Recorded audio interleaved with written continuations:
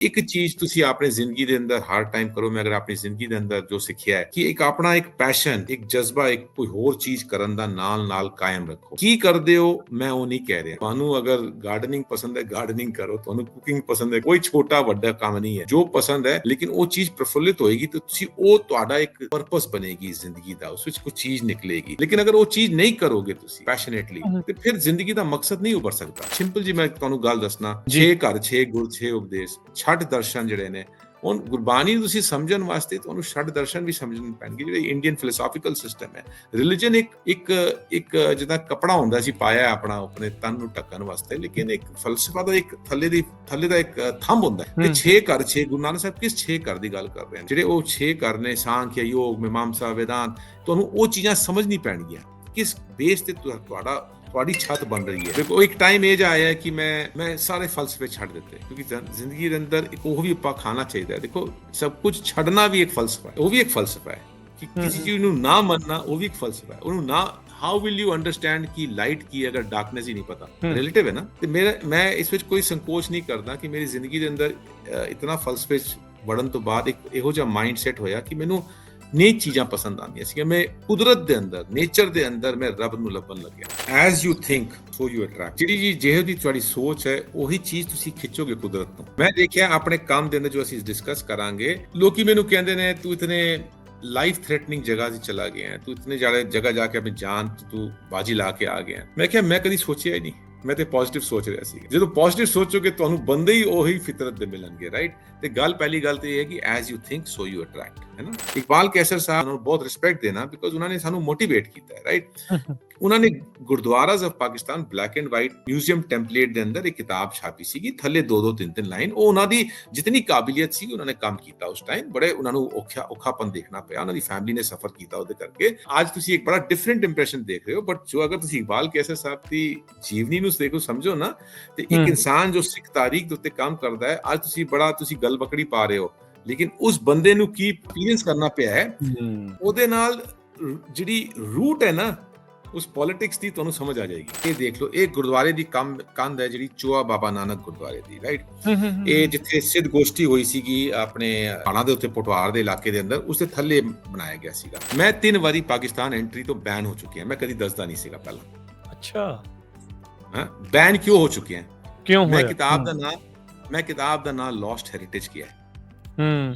Lost heritage, ਗੁਮੀ ਹੋਈ ਵਿਰਾਸਤ, right? ਇਹਨੂੰ ਇੱਕ ਚੀਜ਼ ਜੋ ਹੈ ਉਸਨੂੰ ਉਹ ਕਹਿ ਦੇਣਾ, ਇੱਕ ਬੈਲੈਂਸ ਵਰਡ ਨਹੀਂ ਕਰਨਾ, ਔਰ ਉਸਦਾ ਜੋ ਹੈ ਸੋ ਹੈ, ਔਰ ਕਵਰ ਦੇ ਉੱਤੇ ਨਨਕਾਣਾ ਸਾਹਿਬ ਨਹੀਂ ਦਿਖਾਣਾ, ਜੋ ਹੈ ਸੋ ਹੈ, ਅੰਦਰ ਕ੍ਰੈਡਿਟ ਦੇਣਾ ਹੈ। ਉਹ 2014 ਦੇ ਅੰਦਰ ਬੜੇ ਇੰਟੈਲੀਜੈਂਸ ਵਾਲੇ ਲੋਕਾਂ ਨੂੰ ਗੱਲ ਦੇ ਚੁੱਕੀ ਹੈ, ਮੈਂ ਬੈਨ ਹੋ ਗਿਆ ਸੀਗਾ। ਅਗਰ BBC ਅਲੈਗਜ਼ੈਂਡਰ ਦੇ ਉੱਪਰ ਡਾਕੂਮੈਂਟਰੀ ਬਣਾ ਸਕਦੀ ਹੈ, ਸਿਕੰਦਰ ਦੇ ਉੱਤੇ, ਤੇ ਅਸੀਂ ਗੁਰੂ ਨਾਨਕ ਸਾਹਿਬ ਨੂੰ ਐਸੀ ਸ਼ਖਸੀਅਤ ਕਿਉਂ ਨਾ ਪੇਸ਼ ਕਰੀਏ ਤਾਂ ਕਿ ਹਰ ਕੋਈ ਦੇਖੇ, ਉਸ ਸ਼ਖਸੀਅਤ ਨੂੰ ਸਮਝੇ, ਉਸ ਤੋਂ ਇੰਸਪਾਇਰਡ ਹੋ ਕੇ ਜਿਹੜੇ ਪਾਸੇ ਜਾਣਾ ਚਾਹੁੰਦਾ ਹੈ ਜਾਵੇ। ਤੇ ਮਿਊਜ਼ਿਕੋਲੋਜੀ ਜਿਹੜੀ ਹੈ ਬੜਾ ਵੱਡਾ ਅੰਸ਼ ਹੈ।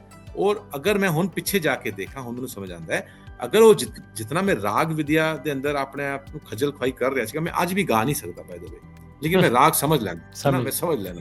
ਮੈਂ ਹੈਡ ਪਲੰਬਰ ਹਾਂ, ਮੈਂ ਆਪਸ ਆ ਕੇ ਟਾਈਟ ਕਰਨ ਵਾਲਾ ਬੰਦਾ, ਤੇ ਹੈਡ ਪਲੰਬਰ ਜਿਹੜਾ ਹੈਗਾ ਉਹਨਾਂ ਬਸ ਪੇਸ਼ ਜੋੜਨਾ ਹੁੰਦਾ, ਮੇਰਾ ਕੰਮ ਉਹ ਹੈ। ਇਹ ਖਿਚੜੀ ਬਣੀ ਹੋਈ ਹੈ, ਤੇ ਉਹ ਥੋੜੀ ਬਹੁਤ ਰਾਗ ਵਿਦਿਆ ਸੀਗੀ, ਤਾਂ ਹੀ ਰਾਗਾ ਦੇ ਅੰਦਰ ਇੱਕ ਡਾਕੂਮੈਂਟਰੀ ਸੀਰੀਜ਼ ਬਣੀ ਹੈ, ਤੁਹਾਡੇ ਅੱਗੇ ਪੇਸ਼ ਹੋਈ ਹੈ। Punjabi radio USA, Punjabi TV USA ਦੇ ਉੱਤੇ ਆਪ ਸਭ ਦਾ ਸਵਾਗਤ ਹੈ। ਮੈਂ ਰਾਜਕਨਵੀਰ ਸਿੰਘ। ਅੱਜ ਦੇ ਇਸ ਵਿਸ਼ੇਸ਼ ਪ੍ਰੋਗਰਾਮ ਦੇ ਵਿੱਚ ਗੱਲਬਾਤ ਕਰਨ ਦੇ ਲਈ ਆਪਣੇ ਨਾਲ ਜੁੜ ਚੁੱਕੇ ਨੇ ਅਮਰਦੀਪ ਸਿੰਘ ਜੀ। ਇਹ ਇੱਕ independent researcher, writer, photographer, documentary film maker ਨੇ। ਪੇਸ਼ੇ ਤੋਂ ਇੰਜੀਨੀਅਰ ਆ, MBA ਵੀ ਇਹਨਾਂ ਨੇ ਕੀਤੀ ਹੋਈ ਆ। ਇਹਨਾਂ ਦੇ ਨਾਲ ਅੱਜ ਆਪਾਂ ਗੱਲਬਾਤ ਕਰਾਂਗੇ। ਇਹਨਾਂ ਨੇ ਇੱਕ ਕਹਿ ਸਕਦੇ ਹਾਂ ਵੀ ਜਿਹੜੇ ਸਿੱਖ ਧਰਮ ਦੇ ਜਿਹੜੇ ਬਾਨੀ ਨੇ, ਸਾਹਿਬ ਸ਼੍ਰੀ ਗੁਰੂ ਨਾਨਕ ਦੇਵ ਮਹਾਰਾਜ ਜੀ ਦਾ, ਜਿਨ੍ਹਾਂ ਦਾ ਆਗਮਨ ਪੁਰਬ ਥੋੜੇ ਦਿਨਾਂ ਦੇ ਵਿੱਚ ਆਪਾਂ ਸਾਰੀ ਦੁਨੀਆ ਭਰ ਦੇ ਵਿੱਚ ਮਨਾਉਣਾ ਵੀ ਆ। ਉਹਨਾਂ ਦੇ ਦੁਆਰਾ ਦੁਨੀਆ ਭਰ ਦੇ ਵਿੱਚ ਜਿੱਥੇ ਗਏ, ਜਿੱਥੇ ਉਹ ਟਰੈਵਲ ਕੀਤਾ, ਉਸ ਨੂੰ ਇਹਨਾਂ ਨੇ ਰਿਸਰਚ ਕਰਕੇ ਡਾਕੂਮੈਂਟ ਕੀਤਾ। ਉਹਦੀਆਂ ਇਹਨਾਂ ਨੇ ਸੀਰੀਜ਼ ਬਣਾਈਆਂ, ਡਾਕੂਮੈਂਟਰੀਜ਼ ਉਹਨਾਂ ਨੇ ਬਣਾਈਆਂ।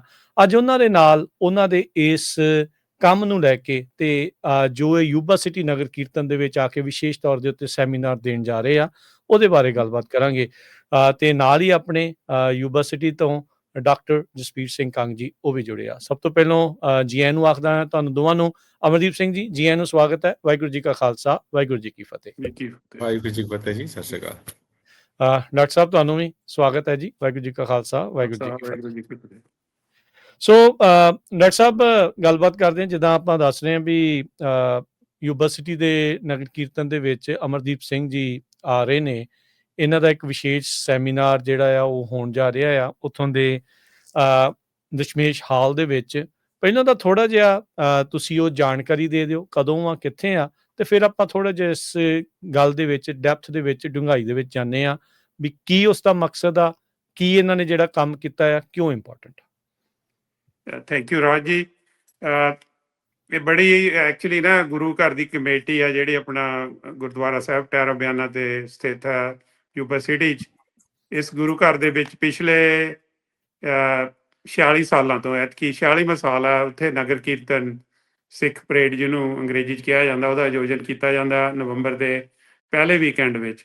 ਸੋ ਇਹ ਸਾਡਾ ਅਮਰੀਕਾ ਦੇ ਵਿੱਚ ਸਾਡੀ ਕਮਿਊਨਿਟੀ ਦਾ ਸਭ ਤੋਂ ਵੱਡਾ ਈਵੈਂਟ ਹੈ। ਸੰਗਤਾਂ ਇੱਥੇ ਦੂਰ ਦਰਾਡੇ ਤੋਂ ਆਉਂਦੀਆਂ ਨੇ। ਐਕਚੁਅਲੀ ਪ੍ਰੋਗਰਾਮ ਉੱਥੇ ਆਲਰੇਡੀ ਸ਼ੁਰੂ ਹੋ ਚੁੱਕੇ ਨੇ। ਰੋਜ਼ ਰੌਣਕਾਂ ਲੱਗਦੀਆਂ ਨੇ, ਦਰਬਾਰ ਵਿੱਚ ਕੀਰਤਨ ਹੁੰਦਾ, ਪ੍ਰਚਾਰ ਹੁੰਦਾ, ਬਹੁਤ ਵਧੀਆ ਲੰਗਰ ਦਾ ਇੰਤਜ਼ਾਮ ਹੁੰਦਾ। ਅਕਸਰ ਸਾਡੀ ਉੱਥੇ ਹਰ ਤਰ੍ਹਾਂ ਦੀ ਸੋਚ ਵਾਲੇ ਜਿਹੜੇ ਸਿੱਖ ਨੇ ਜਾਂ ਹੋਰ ਬਰਾਦਰੀਆਂ ਦੇ ਲੋਕ ਨੇ, ਇਕੱਲੇ ਸਿੱਖ ਨਹੀਂ ਮੈਂ ਕਹਾਂਗਾ, ਸਾਰੀ ਮਾਨਵਤਾ ਨਾਲ ਸੰਬੰਧ ਰੱਖਣ ਵਾਲੇ, ਸੋਚ ਰੱਖਣ ਵਾਲੇ ਲੋਕ ਉਸ ਨਗਰ ਕੀਰਤਨ 'ਚ ਹਿੱਸਾ ਲੈਂਦੇ ਨੇ, ਉੱਥੇ ਆਉਂਦੇ ਨੇ। ਇੱਕ ਚੀਜ਼ ਆ ਜਿਹਦੀ ਸਾਨੂੰ ਹੋਰ ਜ਼ਿਆਦਾ ਲੋੜ ਹੈਗੀ ਆ, ਉਹ ਹੈਗੀ ਆ ਗਿਆਨ ਦਾ ਲੰਗਰ। ਦੇਖੋ, ਜੋ ਸਾਡੇ ਗੁਰੂਆਂ ਦਾ ਸੁਨੇਹਾ, ਆਪਾਂ ਗੁਰੂ ਨਾਨਕ ਦੇਵ ਜੀ ਨੂੰ ਜਗਤ ਗੁਰੂ ਕਹਿੰਦੇ ਆ, ਗੁਰੂ ਗ੍ਰੰਥ ਸਾਹਿਬ ਨੂੰ ਮਾਨਵਤਾ ਦਾ ਗੁਰੂ ਕਹਿੰਦੇ ਆ, ਪਰ ਕੀ ਅਸੀਂ ਇਹ ਜੋ ਸੁਨੇਹਾ ਹੈਗਾ ਕੀ ਅਸੀਂ ਬਾਕੀ ਲੋਕਾਂ ਨਾਲ ਸਾਂਝਾ ਕਰ ਸਕੇ ਹਾਂ? ਪਹਿਲੀ ਗੱਲ ਤਾਂ ਆਪਾਂ ਨੂੰ ਆਪ ਸਿੱਖਣ ਦੀ ਬਹੁਤ ਜ਼ਰੂਰਤ ਹੈ। ਜੇ ਅਸੀਂ ਆਪ ਸਿੱਖਾਂਗੇ ਕੀ ਅਸੀਂ ਦੂਜੀਆਂ ਕਮਿਊਨਿਟੀਜ਼ ਦੇ ਵਿੱਚ ਇਹ ਮੈਸੇਜ ਜਿਹੜਾ ਹੈਗਾ ਸਾਂਝੀਵਾਲਤਾ ਦਾ, ਕੋਐਗਜ਼ਿਸਟੈਂਸ ਦਾ, ਯੂਨਿਟੀ ਦਾ, ਤੇ ਬੜਾ ਲੌਜੀਕਲ ਜੋ ਐਕਸਪਲੇਨੇਸ਼ਨ ਗੁਰੂਆਂ ਨੇ ਦਿੱਤੀ ਹੈ ਹਰ ਚੀਜ਼ ਦੀ, ਉਹ ਅਸੀਂ ਲੋਕਾਂ ਤਾਈਂ ਲਿਜਾ ਨਹੀਂ ਸਕੇ। ਮੈਂ ਇੱਕ ਛੋਟੀ ਜਿਹੀ ਮਿਸਾਲ ਦੇਵਾਂਗਾ। ਅੱਜ ਭਾਜੀ ਅਮਰਦੀਪ ਨੂੰ ਸੁਣਨ ਲਈ ਇਕੱਠੇ ਹੋਏ ਨੇ, ਮੈਂ ਇਹਨਾਂ ਤੋਂ ਕਿਉਂ ਇੰਸਪਾਇਰ ਹੋਇਆ। ਇੱਕ ਵੈਸਟਰਨ ਲਿਬਰਲ ਥਿੰਕਰ ਹੋਇਆ ਜੀ, ਬਹੁਤ ਮਸ਼ਹੂਰ, ਉਹਨੂੰ ਰੈਸ਼ਨਲਿਸਟ ਕਹਿੰਦੇ ਨੇ, ਸਪਿਨੋਜ਼ਾ। ਉਹ ਗੁਰੂ ਨਾਨਕ ਤੋਂ 150 ਸਾਲ ਬਾਅਦ ਹੋਇਆ। ਤੇ ਇੱਕ ਵਾਰੀ ਜਿਹੜਾ ਦੁਨੀਆ ਦਾ ਬਹੁਤ ਵੱਡਾ ਸਾਇੰਸਦਾਨ ਹੋਇਆ, ਐਲਬਰਟ ਆਇਨਸਟਾਈਨ, ਉਹਨੂੰ ਸਾਰੀ ਦੁਨੀਆ ਦੇ ਵਿੱਚ ਬਹੁਤ ਵੱਡਾ ਸਾਇੰਸਦਾਨ ਮੰਨਿਆ ਜਾਂਦਾ। ਉਹਨੂੰ ਇੱਕ ਵਾਰੀ ਕਿਸੇ ਨੇ ਪੁੱਛਿਆ ਸੀ, ਤੂੰ ਰੱਬ ਵਿੱਚ ਬਿਲੀਵ ਕਰਦਾ? ਤਾਂ ਉਹਨੇ ਕਿਹਾ ਸੀ ਵੀ ਜਿੱਦਾਂ ਦਾ ਰੱਬ ਸਪਿਨੋਜ਼ਾ ਨੇ ਡਿਸਕ੍ਰਾਈਬ ਕੀਤਾ। ਤੇ ਉਹਦੇ ਨਾਲ ਮੈਨੂੰ ਬੜੀ ਕਿਉਰਿਓਸਿਟੀ ਹੋਈ ਵੀ ਸਪਿਨੋਜ਼ਾ ਨੇ ਕੀ ਕਿਹਾ। ਸਪਿਨੋਜ਼ਾ ਨੇ ਬਿਲਕੁਲ ਜਿੱਦਾਂ ਗੁਰੂ ਨਾਨਕ ਜੀ ਨੇ ਮੂਲ ਮੰਤਰ ਦਿੱਤਾ ਸਾਨੂੰ, ਜਿੱਦਾਂ ਉਹਨਾਂ ਨੇ ਕਿਹਾ ਵੀ ਹੁਕਮੇ ਅੰਦਰ ਸਭ ਕੁਝ, ਬਾਹਰ ਨਾ ਹੁਕਮੇ ਕੋਈ ਵੀ, ਸਾਰਾ ਇੱਕ ਕੁਦਰਤ ਦੇ ਅਸੂਲ ਦੇ ਵਿੱਚ ਸਾਰੀ ਦੁਨੀਆ ਚੱਲ ਰਹੀ ਆ, ਬਿਲਕੁਲ ਉਹਨੇ ਉੱਦਾਂ ਦਾ ਸੁਨੇਹਾ ਦਿੱਤਾ। ਉਹ ਸਾਰੀ ਦੁਨੀਆ ਉਹਨਾਂ ਨੂੰ ਜਾਣਦੀ ਆ। ਜਦੋਂ ਕਿ ਗੁਰੂ ਨਾਨਕ ਨੇ ਇਹ ਮੈਸੇਜ 150 ਸਾਲ ਪਹਿਲਾਂ ਉਹਨਾਂ ਤੋਂ ਕਿੰਨੇ ਮੁਲਕਾਂ ਵਿੱਚ ਜਾ ਕੇ, ਕਿੰਨੀਆਂ ਦੂਜੀਆਂ ਕਮਿਊਨਿਟੀਜ਼ ਦੇ ਨਾਲ ਮਿਲ ਕੇ ਉਹਨਾਂ ਨੂੰ ਇਹ ਸੰਦੇਸ਼ ਦਿੱਤਾ। ਸੋ ਅਮਰਦੀਪ ਜੀ ਨੇ ਬਹੁਤ ਹੀ ਕਾਬਲੀਅਤ ਦੇ ਨਾਲ, ਬੜੀ ਮਿਹਨਤ ਤੇ ਸ਼ਿੱਦਤ ਦੇ ਨਾਲ 9 ਕੰਟਰੀਜ਼ ਦੇ ਵਿੱਚ ਇਹ ਗਏ। ਅੱਜ ਦੀਆਂ 9 ਕੰਟਰੀਜ਼ ਹੋ ਸਕਦਾ ਉਹ ਕੰਟਰੀਆਂ ਦੀ ਬਣਤਰ ਡਿਫਰੈਂਟ ਹੋਵੇ। ਗੁਰੂ ਨਾਨਕ ਦੇਵ ਜੀ ਦੇ ਟਾਈਮ ਗੁਰੂ ਨਾਨਕ ਆਪਣੇ ਸਾਥੀ ਮਰਦਾਨਾ ਜੀ ਦੇ ਨਾਲ ਉਹਨਾਂ ਨੇ ਉਦਾਸੀਆਂ ਕੀਤੀਆਂ। 2800 ਕਿਲੋਮੀਟਰ ਹਾਈਕ ਕੀਤਾ। ਮਤਲਬ ਆਪਾਂ, ਮੇਰੇ ਖਿਆਲ 'ਚ ਦੁਨੀਆ ਦੇ ਵਿੱਚ ਜੇ ਕਿਸੇ ਨੇ ਸਭ ਤੋਂ ਜ਼ਿਆਦਾ ਹਾਈਕਿੰਗ ਕੀਤੀ, ਟਰੈਵਲ ਕੀਤਾ, ਉਹ ਗੁਰੂ ਨਾਨਕ ਜੀ ਨੇ ਕੀਤਾ। ਤੇ ਅਮਰਦੀਪ ਇੱਕ ਬਹੁਤ ਹੀ ਕਾਬਲ ਤੇ ਪੜ੍ਹੇ ਲਿਖੇ ਇੰਜੀਨੀਅਰ, MBA, ਤੇ ਉਸ ਤੋਂ ਬਾਅਦ ਇਹ ਫਾਈਨੈਂਸ਼ੀਅਲ ਵਰਲਡ 'ਚ ਰਹੇ ਨੇ। ਇਹ ਅਮਰੀਕਨ ਐਕਸਪ੍ਰੈਸ ਦੇ ਵਿੱਚ ਇੱਕ ਬਹੁਤ ਵੱਡੀ ਪੋਸਟ ਤੇ ਸੀ। ਇਹ ਆਪਣਾ ਕੰਮ ਛੱਡ ਕੇ, ਇਹਨਾਂ ਨੂੰ ਇਹ ਅੰਦਰੋਂ ਇਹ ਜਾਗਰਤੀ ਆਈ ਜਾਂ ਜਾਗ ਆਈ, ਇਹ ਆਪ ਦੱਸਣਗੇ। ਇਹਨਾਂ ਨੇ ਪਹਿਲਾਂ ਤਾਂ 2 ਕਿਤਾਬਾਂ ਲਿਖੀਆਂ ਜੋ ਸਾਡਾ ਵਿਰਸਾ ਪਾਕਿਸਤਾਨ ਦੇ ਵਿੱਚ ਰਹਿ ਗਿਆ। ਉਹ ਮਤਲਬ ਕਿਤਾਬਾਂ ਮੈਂ ਲੈ ਕੇ ਆਇਆ ਨਾਲ, ਇਹ ਦੱਸਣਗੇ। ਆ 2 ਕਿਤਾਬਾਂ ਨੇ ਜੀ ਇਹਨਾਂ ਦੀਆਂ ਜਿਹੜੀਆਂ ਇਹਨਾਂ ਨੇ ਲਿਖੀਆਂ, ਬਹੁਤ ਮੋਟੀਆਂ ਕਿਤਾਬਾਂ ਨੇ। ਤੇ ਦੂਜੀ ਕਿਤਾਬ ਇਹ ਹੈਗੀ ਆ, ਇਹ ਤੁਸੀਂ ਇੱਕ ਪੁਰਾਣੇ ਗੁਰੂ ਘਰ ਦੀ ਇਮਾਰਤ ਆ ਉਹਦੇ ਬਿਲਕੁਲ ਅੰਦਰ ਇੱਕ ਛੋਟਾ ਜਿਹਾ ਬੰਦਾ ਨਜ਼ਰ ਆ ਰਿਹਾ ਹੈ, ਅਮਰਦੀਪ ਖੁਦ ਖੜਾ। ਹੂੰ ਸੋ ਉਸ ਤੋਂ ਬਾਅਦ ਇਹਨਾਂ ਨੇ 9 ਕੰਟਰੀ ਵਿੱਚ ਜਾ ਕੇ ਸਾਰੀ ਵੀਡੀਓਗ੍ਰਾਫੀ ਕਰਕੇ ਲੋਕਾਂ ਦੀਆਂ ਇੰਟਰਵਿਊਜ਼ ਕਰਕੇ ਉਹ ਕੰਮ ਕੀਤਾ। ਜੀ ਮਤਲਬ ਇੰਨਾ ਇੰਸਪਾਇਰਿੰਗ ਕੰਮ ਹੈ। ਤੁਸੀਂ ਨੈਸ਼ਨਲ ਜੀਓਗ੍ਰਾਫੀ ਚੈਨਲ ਤੇ ਜਾਂਦੇ ਹੋ, ਤੁਸੀਂ ਹੋਰ ਚੈਨਲ ਤੇ ਜਾ ਕੇ ਵੀਡੀਓਜ਼ ਦੇਖਦੇ ਹੋ। ਉਹ ਮੈਂ ਤਾਂ ਕਹਾਂਗਾ ਵੀ ਉਹ 'ਚ ਗਿਆਨ ਤਾਂ ਹੈ ਹੀ ਹੈ, ਨਾਲ ਉਹਦੀ ਸਿਨੇਮੈਟੋਗ੍ਰਾਫੀ, ਉਹਦੇ ਨਾਲ ਫਿਰ ਮਿਊਜ਼ਿਕ, ਇੰਨਾ ਵਧੀਆ ਇਹਨਾਂ ਨੇ ਕੰਮ ਕੀਤਾ। ਮੈਨੂੰ ਇਹ ਉਮੀਦ ਸੀ ਵੀ ਸਾਡੀ ਕਮਿਊਨਿਟੀ ਇਸ ਕੰਮ ਬਾਰੇ ਜ਼ਿਆਦਾ ਜਾਣਕਾਰੀ ਜਿਹੜੀ ਉਹਨਾਂ ਨੂੰ ਹੋਣੀ ਚਾਹੀਦੀ ਆ। ਤੇ ਜੀ ਮੈਂ ਗੁਰੂ ਘਰ ਦੀ ਕਮੇਟੀ ਦਾ ਬਹੁਤ ਤਹਿ ਦਿਲੋਂ ਧੰਨਵਾਦੀ ਹਾਂ ਕਿ ਉਹ ਐਤਕੀ ਉਹਨਾਂ ਨੇ ਸਰਦਾਰ ਅਮਰਦੀਪ ਸਿੰਘ ਨੂੰ ਸਿੰਗਾਪੁਰ ਤੋਂ ਇੱਥੇ ਇਨਵਾਈਟ ਕੀਤਾ ਤੇ 2 ਘੰਟੇ ਦਾ ਪ੍ਰੋਗਰਾਮ ਗੁਰਦੁਆਰਾ ਸਾਹਿਬ ਟੈਰਾਬਿਆਨਾ, ਜਿਹੜਾ ਮੇਨ ਹਾਲ ਆ ਉਹਦੇ ਪਿੱਛੇ ਇੱਕ ਹਾਲ ਆ ਦਸ਼ਮੇਸ਼ ਹਾਲ, ਜੀ ਉੱਥੇ ਇਹ 2 ਵਜੇ ਤੋਂ ਲੈ ਕੇ ਸ਼ਾਮ ਦੇ 4 ਵਜੇ ਤੱਕ ਨਵੰਬਰ 1 ਨੂੰ ਸੈਟਰਡੇ ਨੂੰ ਸ਼ਨਿਚਰਵਾਰ ਵਾਲੇ ਦਿਨ ਜ਼ਿਆਦਾਤਰ ਇਹਨਾਂ ਦਾ ਪ੍ਰੋਗਰਾਮ ਪੰਜਾਬੀ 'ਚ ਹੋਵੇਗਾ, ਉਹਦੇ ਨਾਲ ਨਾਲ ਇੰਗਲਿਸ਼ ਦੇ ਵਿੱਚ ਵੀਡੀਓਜ਼ ਵੀ ਦਿਖਾਉਣਗੇ। ਸੋ ਜੀ ਮੈਂ ਤਾਂ ਹੱਥ ਜੋੜ ਕੇ ਸਾਰੀ ਸੰਗਤ ਜੋ ਵੀ ਇਹ ਪ੍ਰੋਗਰਾਮ ਸੁਣ ਰਹੀ ਆ, ਤੁਸੀਂ ਪਲੀਜ਼ ਉੱਥੇ ਜ਼ਰੂਰ ਆਓ, ਆਪਣੇ ਬੱਚਿਆਂ ਨੂੰ ਲੈ ਕੇ ਆਓ, ਆਪਣੇ ਮਿੱਤਰਾਂ ਨੂੰ, ਆਪਣੇ ਗੁਆਂਢੀਆਂ ਨੂੰ, ਸਾਰਿਆਂ ਨੂੰ ਬੁਲਾਓ ਤੇ ਆਪਾਂ ਕੁਝ ਸਿੱਖੀਏ ਤੇ ਇਹ ਸੁਨੇਹਾ ਦੂਜੀਆਂ ਕਮਿਊਨਿਟੀਜ਼ ਤਾਈਂ ਲੈ ਕੇ ਜਾਈਏ। ਜੀ ਸੋ ਇਹਨਾਂ ਕਹਿੰਦਾ ਹੋਇਆ ਮੈਂ ਭਾਜੀ ਅਮਰਦੀਪ ਦਾ ਆਪਣੇ ਤਹਿ ਦਿਲੋਂ ਧੰਨਵਾਦੀ ਹਾਂ ਕਿ ਇਹਨਾਂ ਨੇ ਇਹ ਐਡਾ ਵੱਡਾ ਉਪਰਾਲਾ ਕੀਤਾ। ਵਾਹਿਗੁਰੂ ਇਹਨਾਂ ਨੂੰ ਚੜ੍ਹਦੀ ਕਲਾ, ਲੰਮੀ ਉਮਰ ਤੇ ਇਦਾਂ ਹੀ ਕੰਮ ਕਰਨ ਦੀ ਜੋ ਸਪਿਰਿਟ ਹੈ ਇਹਨਾਂ ਵਿੱਚ ਰਵੇ, ਚੜ੍ਹਦੀ ਕਲਾ 'ਚ ਰਹਿਣ। ਜੀ ਸੋ ਅਮਰਦੀਪ ਜੀ ਆਇਆਂ ਨੂੰ ਇੱਕ ਵਾਰੀ ਫੇਰ। ਸੋ ਜਿੱਦਾਂ ਡਾਕਟਰ ਸਾਹਿਬ ਨੇ ਦੱਸਿਆ, ਥੋੜਾ ਜਿਹਾ ਆਪਾਂ ਬੈਕਗਰਾਉਂਡ ਦੇ ਵਿੱਚ ਚੱਲਦੇ ਹਾਂ। ਜਿੱਦਾਂ ਦੱਸਿਆ ਵੀ ਇੰਜੀਨੀਅਰਿੰਗ ਵੀ ਕੀਤੀ, MBA ਵੀ ਕੀਤੀ, ਫਾਈਨੈਂਸ਼ੀਅਲ ਵਰਲਡ ਦੇ ਵਿੱਚ ਵੀ ਰਹੇ। ਪਹਿਲਾਂ ਤਾਂ ਉਹ ਥੋੜਾ ਜਿਹਾ ਉਸ ਸਫ਼ਰ ਤੱਕ ਦਾ ਦੱਸਿਓ, ਫਿਰ ਆਪਾਂ ਇਸ ਤੋਂ ਅਗਲੇ ਸਫ਼ਰ ਦੀ ਗੱਲ ਕਰਦੇ ਹਾਂ। ਥੋੜਾ ਜਿਹਾ ਆਪਣੇ ਬੈਕਗਰਾਉਂਡ ਦੇ ਬਾਰੇ ਦੱਸਣਾ। ਬੈਕਗਰਾਉਂਡ ਤੇ ਜੀ ਮੈਂ ਮੇਰੀ ਪੈਦਾਇਸ਼ ਗੋਰਖਪੁਰ ਦੀ ਹੈ। ਨਾਲ ਇੱਕ ਪਿੰਡ ਹੈਗਾ ਮਗਹਰ ਕਬੀਰ ਜੀ ਦਾ, ਜਿੱਥੇ ਇਸ ਜਗ੍ਹਾ ਛੱਡ ਕੇ ਗਏ ਸੀਗੇ। ਤੇ ਮੈਂ ਬਚਪਨ ਤੋਂ ਕਬੀਰ ਜੀ ਤੋਂ ਬਹੁਤ ਇੰਸਪਾਇਰਡ ਰਿਹਾ, ਕਿਉਂਕਿ ਆਪਣੇ ਪਰਿਵਾਰ ਵਾਲੇ ਜਾਂਦੇ ਸੀਗੇ ਕਬੀਰ ਦੇ ਸਥਲ ਤੇ। ਉਹ ਮਗਰ ਇੱਕ ਛੋਟੀ ਜਿਹੀ ਵੀਰਾਨ ਜਗ੍ਹਾ ਹੈ ਤੇ ਮੈਨੂੰ ਮਹਿਸੂਸ ਹੁੰਦਾ ਹੈ ਕਿ ਜਿਹੜੇ ਮੇਰੇ ਬੀਜ ਪਏ ਨੇ ਇੱਕ ਕੰਮ ਦੇ, ਉਹ ਮਗਰ ਤੋਂ ਹੀ ਪਏ ਨੇ। ਜੋ ਕਬੀਰ ਸਾਹਿਬ ਵਾਰਾਣਸੀ ਛੱਡ ਕੇ ਮਗਰ ਜਾਂਦੇ ਨੇ ਇਹ ਦਰਸ਼ਨ ਵਾਸਤੇ ਕਿ ਜਿਹੜੀ ਉਲਟੀ ਗੰਗਾ ਬਹਿੰਦੀ ਹੈ, ਉਸ ਦੇ ਵਿਪਰੀਤ ਇੱਕ ਚੀਜ਼ ਨੂੰ ਸੋਚ ਨੂੰ ਦੱਸਣ ਵਾਸਤੇ। ਮੇਰੇ ਪੇਰੈਂਟਸ ਜਿਹੜੇ ਨੇ ਮੁਜ਼ੱਫਰਾਬਾਦ ਪਾਕਿਸਤਾਨ ਤੋਂ ਨੇ। ਪਾਰਟੀਸ਼ਨ ਵਿੱਚ ਇੰਪੈਕਟ ਹੋਇਆ ਸੀਗਾ ਤੇ ਇਸ ਕਰਕੇ UP ਆ ਗਏ ਸੀਗੇ।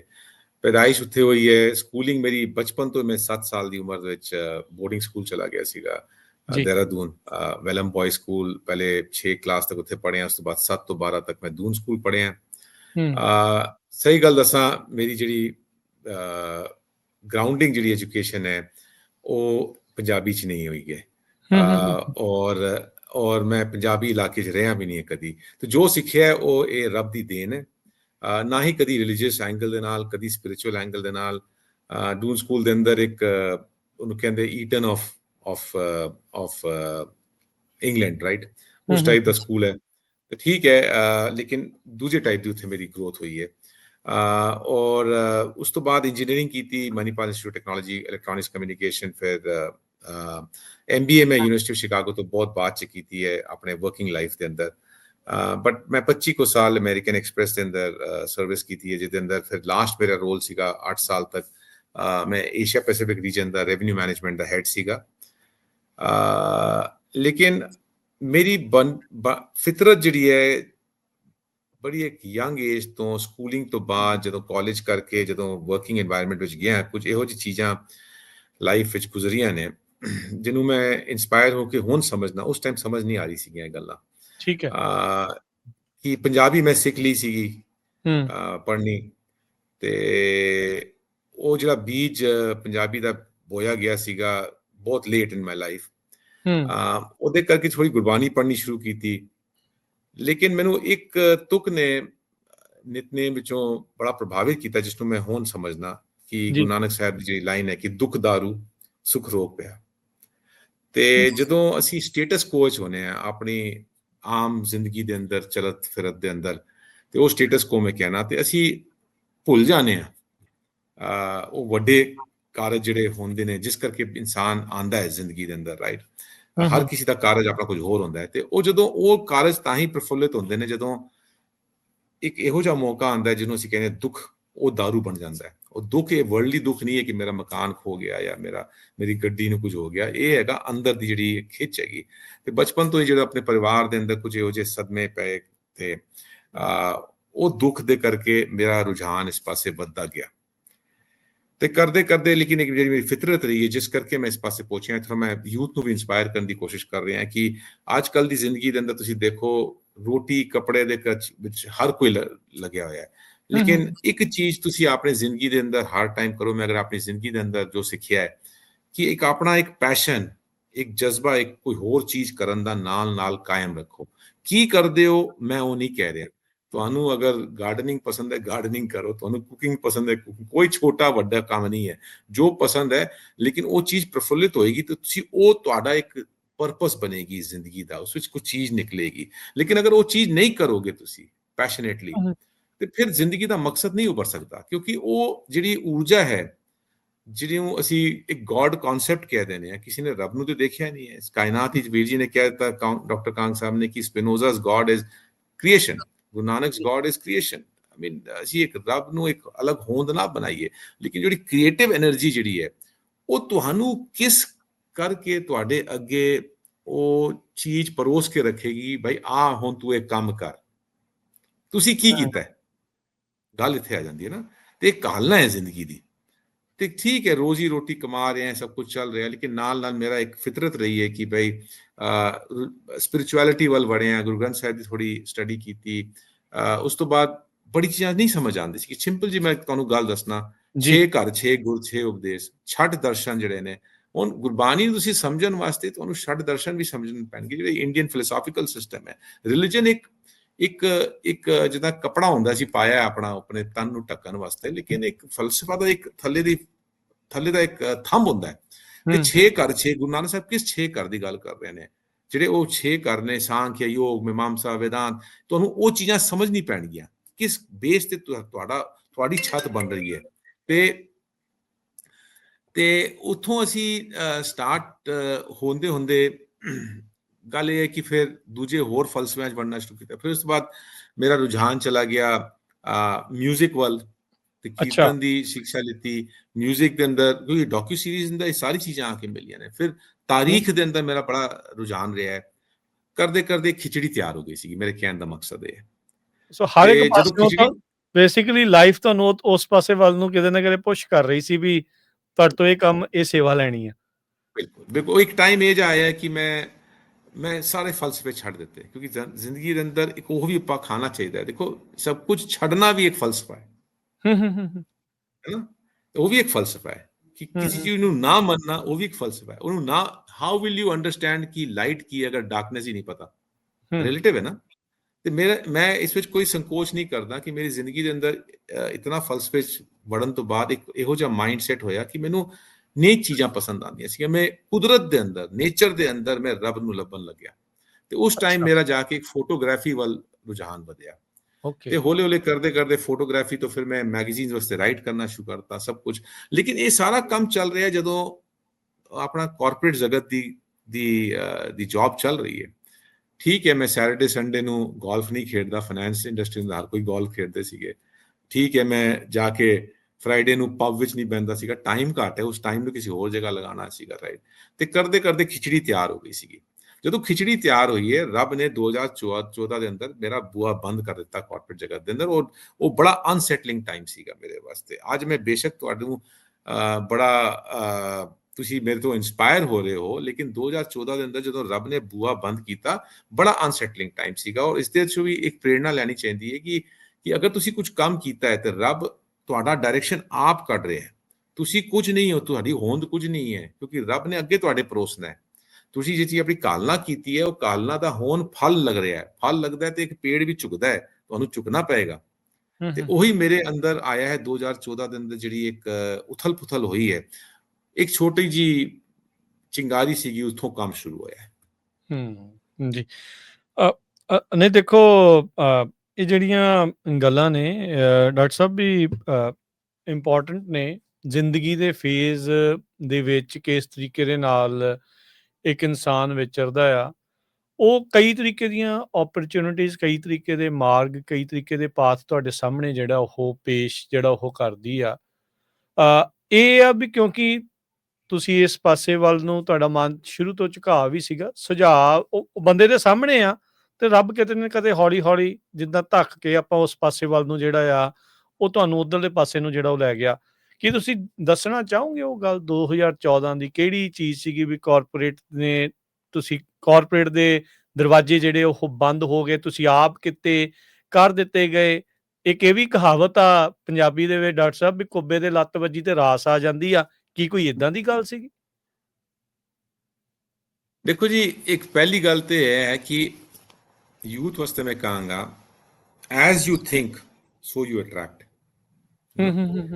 ਜਿਹੜੀ ਜੀ ਜਿਹੋ ਦੀ ਤੁਹਾਡੀ ਸੋਚ ਹੈ, ਉਹੀ ਚੀਜ਼ ਤੁਸੀਂ ਖਿੱਚੋਗੇ ਕੁਦਰਤ ਤੋਂ।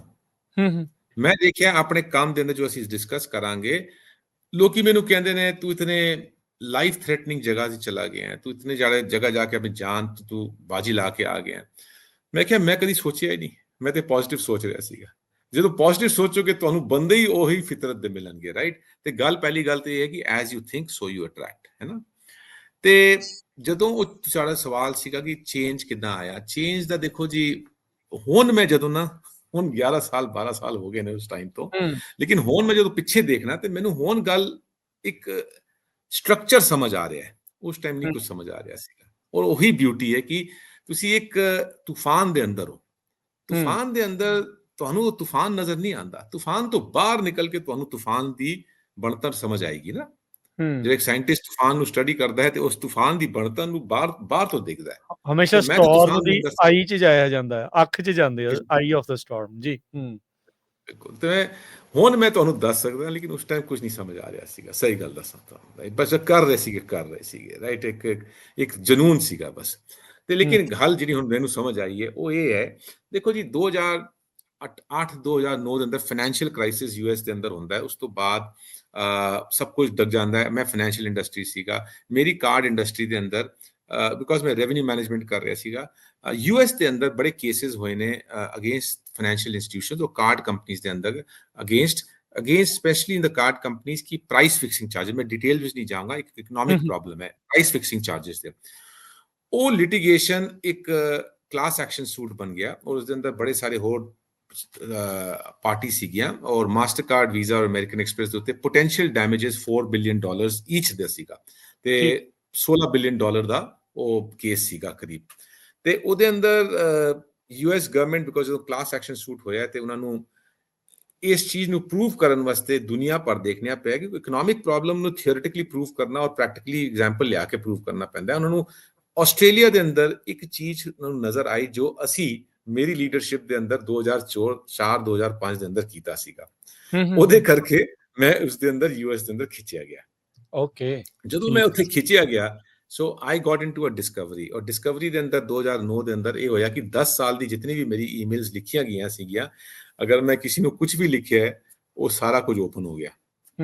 ਲੇਕਿਨ ਇਹ ਚੀਜ਼ ਲੋਕਾਂ ਨੂੰ ਪਤਾ ਨਹੀਂ ਹੈ। ਲੇਕਿਨ ਉਹਦੇ ਕਰਕੇ ਅਗਰ ਤੁਹਾਡੇ ਕੋਲ ਪ੍ਰੈਸ਼ਰ ਹੋਵੇ, $4 ਬਿਲੀਅਨ ਦਾ ਕੇਸ ਤੁਸੀਂ ਡਿਫੈਂਡ ਕਰ ਰਹੇ ਹੋ, ਕੇਸ ਮੇਰੇ ਅਗੇਂਸਟ ਨਹੀਂ ਹੈ, ਕੰਪਨੀ ਦੇ ਅਗੇਂਸਟ ਹੈ, ਲੇਕਿਨ ਇੱਕ ਤੁਹਾਡੀ ਆਪਣੀ ਇੱਕ ਰੈਪੂਟੇਸ਼ਨ ਹੈ, ਰਾਈਟ? ਤੁਸੀਂ ਉਸ ਦੇ ਅੰਦਰ ਵੜੇ ਹੋ ਔਰ ਤੁਹਾਡੀ ਸਾਰੀ ਡਿਸਕਵਰੀ ਹੋ ਗਈ। ਉਸ ਚੀਜ਼ ਨੇ ਮੇਰੀ ਹੈਲਥ ਨੂੰ ਬੜਾ ਥੱਲੇ ਤੱਕ ਲੈ ਗਿਆ। ਉਹ ਮੇਰੀ ਹੈਲਥ ਦੇ ਵਿੱਚ ਇਹ ਇੰਪੈਕਟ ਹੋਇਆ ਕਿ ਮੈਨੂੰ ਨਹੀਂ ਮਹਿਸੂਸ ਹੋ ਰਿਹਾ ਸੀ ਕਿ ਮੈਂ 2 ਸਾਲ ਤੋਂ ਜ਼ਿਆਦਾ ਜਿੰਦਾ ਰਹਾਂਗਾ। ਮੇਰਾ ਬਲੱਡ ਪ੍ਰੈਸ਼ਰ 180-120 ਸੀਗਾ। ਮੇਰੀ ਪੂਰੀ ਸਕਿਨ, ਅੱਜ ਤੁਸੀਂ ਇੱਕ ਡਿਫਰੈਂਟ ਅਮਰਦੀਪ ਦੇਖਦੇ ਹੋ, ਇਹ ਪੂਰਾ ਲਾਲ, ਇੱਕ ਲੇਅਰ ਨਿਕਲ ਆਊਟ ਹੋ ਗਿਆ ਪੂਰੀ ਤਰ੍ਹਾਂ। ਬਿਲਕੁਲ ਖਤਮ ਹੀ ਸੀਗਾ ਮੈਂ। ਤੇ ਉਹ ਥੱਲੇ ਤੱਕ ਜਾ ਕੇ ਜਦੋਂ ਦੁਨਿਆਈ ਚ ਬੰਦਾ ਜਾਏਗਾ, ਚੇਂਜ ਲੋਐਸਟ ਪੁਆਇੰਟ ਤੋਂ ਆਉਂਦਾ ਹੈ ਜ਼ਿੰਦਗੀ। ਮੈਂ ਕਿਹਾ ਨਾ, ਦੁੱਖ ਦਾਰੂ ਸੁਖ ਰੋਗ ਪਿਆ। ਪਹਿਲਾ ਚੇਂਜ ਮੇਰੀ ਲਾਈਫ ਦਾ ਸਪਿਰਿਚੁਅਲਿਟੀ, ਅਨਕੌਂਸ਼ੀਅਸ ਸਪਿਰਿਚੁਅਲਿਟੀ ਵੱਲ ਉੱਥੋਂ ਆਇਆ ਸੀਗਾ। ਫਿਰ ਇਹ ਫਿਜ਼ੀਕਲ ਚੇਂਜ ਜਿਹੜਾ ਆਉਣਾ ਸ਼ੁਰੂ ਹੋਇਆ ਹੈ ਉਸ ਪੁਆਇੰਟ ਤੇ ਆਇਆ ਹੈ। ਤੇ ਮੈਂ ਨਾ ਕਿਸੇ ਕਾਰਨਵਸ਼ ਮੈਨੂੰ ਇੱਕ ਆਪਸ਼ਨ ਮਿਲਿਆ, ਜਦੋਂ ਕੇਸ ਅਸੀਂ ਜਿੱਤ ਗਏ, ਅਮਰੀਕਨ ਐਕਸਪ੍ਰੈਸ ਨੂੰ ਕੋਈ ਚਾਰजेस ਡੈਮੇजेस ਨਹੀਂ ਹੋਈਆਂ, ਮਾਸਟਰਕਾਰਡ ਵੀਜ਼ਾ ਨੂੰ ਡੈਮੇਜ ਹੋਏ। ਉਹਦੇ ਅੰਦਰ ਮੈਂ ਥੋੜਾ ਜਿਹਾ ਕ੍ਰੈਡਿਟ ਲੈਣਾ ਕਿ ਅਸੀਂ ਕੋਈ ਟੈਸਟੀਮਨੀ ਠੀਕ ਦਿੱਤੀ ਸੀਗੀ, ਰਾਈਟ? ਤਾਂ ਹੀ ਕਰਕੇ ਸਾਨੂੰ ਕੁਝ ਨਹੀਂ ਹੋਇਆ, ਰਾਈਟ ਜੀ। ਤੇ ਉਹ ਉਸ ਟਾਈਮ ਤੇ ਮੈਂ ਕੰਪਨੀ ਨੂੰ ਸੁਜੈਸਟ ਕੀਤਾ ਕਿ ਮੈਂ ਹੁਣ ਕੋਈ ਹੋਰ ਰੋਲ ਮੈਨੂੰ ਦਿੱਤਾ ਜਾਏ, this is damaged my health. ਤੇ ਉਹਦੇ ਅੰਦਰ ਜਦੋਂ ਉਹ ਲਵ ਰੇਸ਼ਨ ਕਰਾਂਦੇ ਵੀ ਕੇਮ ਟੂ ਐਨ ਐਗਰੀਮੈਂਟ ਕਿ ਮੈਂ ਜ਼ਿਆਦਾ ਡਿਟੇਲ ਵਿੱਚ ਨਹੀਂ ਜਾਵਾਂਗਾ, ਮੈਨੂੰ ਇੱਕ ਗੋਲਡਨ ਹੈਂਡਸ਼ੇਕ ਮਿਲ ਗਿਆ। ਗੋਲਡਨ ਹੈਂਡਸ਼ੇਕ ਮਤਲਬ ਮੈਨੂੰ ਇੱਕ ਮੇਰੀ 25 ਸਾਲ ਦੀ ਸਰਵਿਸ ਦਾ ਇੱਕ ਮੈਨੂੰ ਆਊਟਪੁੱਟ ਮਿਲ ਗਿਆ ਔਰ ਮੈਂ ਬਾਹਰ ਨਿਕਲ ਗਿਆ। ਮੇਰੀ ਹਉਮੈ ਬਹੁਤ ਸੀਗੀ ਉਸ ਟਾਈਮ। ਅੱਛਾ। ਮੈਂ ਇਹਨੂੰ ਹਾਈਡ ਨਹੀਂ ਕਰਦਾ, ਕਾਰਪੋਰੇਟ ਜਗਤ ਦੇ ਅੰਦਰ ਹਉਮੈ ਦੇ ਕਰਕੇ ਹੀ ਇਨਸਾਨ ਉੱਪਰ ਵੱਧਦਾ ਹੈ, ਇੱਕ ਦੇ ਉੱਤੇ ਇੱਕ ਆਪਣੀ ਲੱਤ ਪਾ ਕੇ, ਰਾਈਟ। ਤੇ ਹਉਮੈ ਬਹੁਤ ਸੀਗੀ ਔਰ ਉਸ ਹਉਮੈ ਦੇ ਕਰਕੇ ਮੈਂ ਸੋਚਿਆ ਸੀਗਾ ਕਿ ਠੀਕ ਹੈ, ਪੈਸੇ ਮਿਲ ਗਏ, ਮੈਂ ਕੋਈ ਹੋਰ ਜੌਬ ਲੈ ਲਾਂਗਾ, ਲੇਕਿਨ ਰੱਬ ਨੇ ਹੋਰ ਕੋਈ ਜੌਬ ਤੁਸੀਂ ਉਦੋਂ ਇਹ ਅੱਜ ਤੁਸੀਂ ਰਿਅਲਾਈਜ਼ ਕਰਦੇ, ਉਦੋਂ ਹਉਮੈ ਸੀ ਜਾਂ ਉਦੋਂ ਵੀ ਰਿਅਲਾਈਜ਼ ਕਰਦੇ ਸੀਗੇ? ਜਦੋਂ ਤੁਸੀਂ ਹਉਮੈ ਦੇ ਅੰਦਰ ਹੋਗੇ ਤਾਂ ਤੁਹਾਨੂੰ ਹਉਮੈ ਥੋੜ੍ਹਾ ਨਜ਼ਰ ਆਏਗੀ। ਔਰ when you are in the storm how can you C the storm, right. ਗੱਲ ਉਹੀ ਹੈ ਨਾ, ਇਹ ਸਾਰੀ ਰਿਫਲੈਕਸ਼ਨਸ ਨੇ। ਇਨਸਾਨ ਜਦੋਂ ਗਰੋ ਕਰਦਾ ਹੈ ਨਾ, ਬਾਅਦ ਚ ਰਿਅਲਾਈਜ਼ ਕਰਦਾ ਹੈ ਉਸ ਇਨਸਾਨ ਉਸ ਚੀਜ਼ ਮੌਕੇ ਦੇ ਅੰਦਰ ਹੁਣ ਮੇਰੇ ਅੰਦਰ ਕੀ ਖਾਮੀਆਂ ਨੇ, ਮੈਨੂੰ ਹਜੇ ਨਜ਼ਰ ਨਹੀਂ ਆਉਣਗੀਆਂ, ਬਾਅਦ ਚ ਨਜ਼ਰ ਆਉਣਗੀਆਂ। ਬਾਤ ਗੱਲ ਹੋਈ ਹੈ ਤੇ ਲੇਕਿਨ ਉਹ ਦੇਖੋ, ਹਉਮੈ ਨੂੰ ਨੈਗੇਟਿਵ ਨਹੀਂ ਲੈਣਾ, ਉਸ ਹਉਮੈ ਨੂੰ ਕਾਰਪੋਰੇਟ ਜਗਤ ਵਾਸਤੇ ਉਹਦੀ ਲੋੜ ਹੈ ਵਧਣ ਵਾਸਤੇ, ਹੈ ਨਾ। ਲੇਕਿਨ ਜਦੋਂ ਮੈਂ ਬਾਹਰ ਨਿਕਲਿਆ ਤੇ ਮੈਨੂੰ ਸੀਗਾ ਕਿ ਮੈਨੂੰ ਕੋਈ ਹੋਰ ਜੌਬ ਮਿਲ ਜਾਏਗੀ, ਲੇਕਿਨ ਰੱਬ ਨੂੰ ਕੁਝ ਹੋਰ ਮਨਜ਼ੂਰ ਸੀਗਾ, ਜੌਬ ਨਹੀਂ ਮਿਲਣੀ ਸੀਗੀ। ਤੇ ਉਹ ਜਿਹੜਾ ਟਾਈਮ ਸੀਗਾ ਨਾ 2014 ਦਾ, ਮੇਰਾ ਬੜਾ ਔਖਾ ਟਾਈਮ ਸੀਗਾ। ਤੇ ਉਦੋਂ ਤੁਸੀਂ ਫਿਰ ਸਪਿਰਿਚੁਅਲਿਟੀ ਵੱਲ ਜ਼ਿਆਦਾ ਫਿਰ ਪੁਸ਼ ਹੋਏ? ਨਹੀਂ, ਮੈਂ ਤੇ ਸਪਿਰਿਚੁਅਲਿਟੀ ਕਰਕੇ ਛੱਡ ਦਿੱਤੀ ਸੀ ਨਾ। ਮੈਂ ਤੁਹਾਨੂੰ ਕਿਹਾ ਨਾ, ਮੈਂ ਤੇ ਹਨੇਰੇ ਵੱਲ ਚਲਾ ਗਿਆ ਸੀ। ਮੈਂ ਸਭ ਕੁਝ ਛੱਡਿਆ, ਮੈਂ ਤੇ ਸਭ ਕੁਝ ਬਿਲੀਵ ਕਰਨਾ ਬੰਦ ਕਰਤਾ ਸੀਗਾ। ਮੈਂ ਕੁਦਰਤ ਵੱਲ ਆਪਣੀ ਕੈਮਰਾ ਲੈ ਕੇ ਚਲਾ ਗਿਆ ਸੀਗਾ, ਕੁਦਰਤ ਨੂੰ ਮੈਂ ਆਬਜ਼ਰਵ ਕਰ ਰਿਹਾ ਸੀਗਾ। ਮੇਰੇ ਵਾਸਤੇ ਰੱਬ ਕੁਦਰਤ ਸੀਗਾ। ਸਪਿਰਿਚੁਅਲਿਟੀ, ਫਲਸਫੇ ਸਭ ਬੰਦ ਹੋ ਗਏ ਸਨ। ਉਹ ਇੱਕ ਫੇਜ਼ ਖਤਮ ਹੋ ਗਿਆ ਸੀਗਾ, ਜਦ ਮਿਊਜ਼ਿਕ ਖਤਮ ਹੋ ਗਿਆ ਸੀਗਾ, ਤਾਰੀਖ ਖਤਮ ਹੋ ਗਈ ਸੀਗੀ।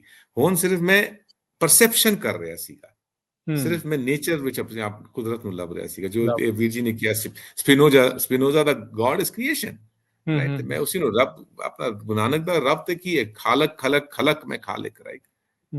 Creator is the creation, creation is the creator. ਅਸੀਂ ਤੇ ਇੱਕ ਅਲੱਗ ਹੋਂਦ ਬਣਾ ਦਿੱਤੀ ਹੈ ਨਾ। ਜਦੋਂ ਤੁਸੀਂ ਉਸਨੂੰ ਉਦਾਂ ਦੇਖਣੀ ਸ਼ੁਰੂ ਕਰੋਗੇ ਤੇ ਸਾਰੀ ਕੁਦਰਤ ਹੀ ਤੁਹਾਨੂੰ ਕਾਇਨਾਤ ਨਜ਼ਰ ਆਏਗੀ ਉਦਾਂ, ਰਾਈਟ।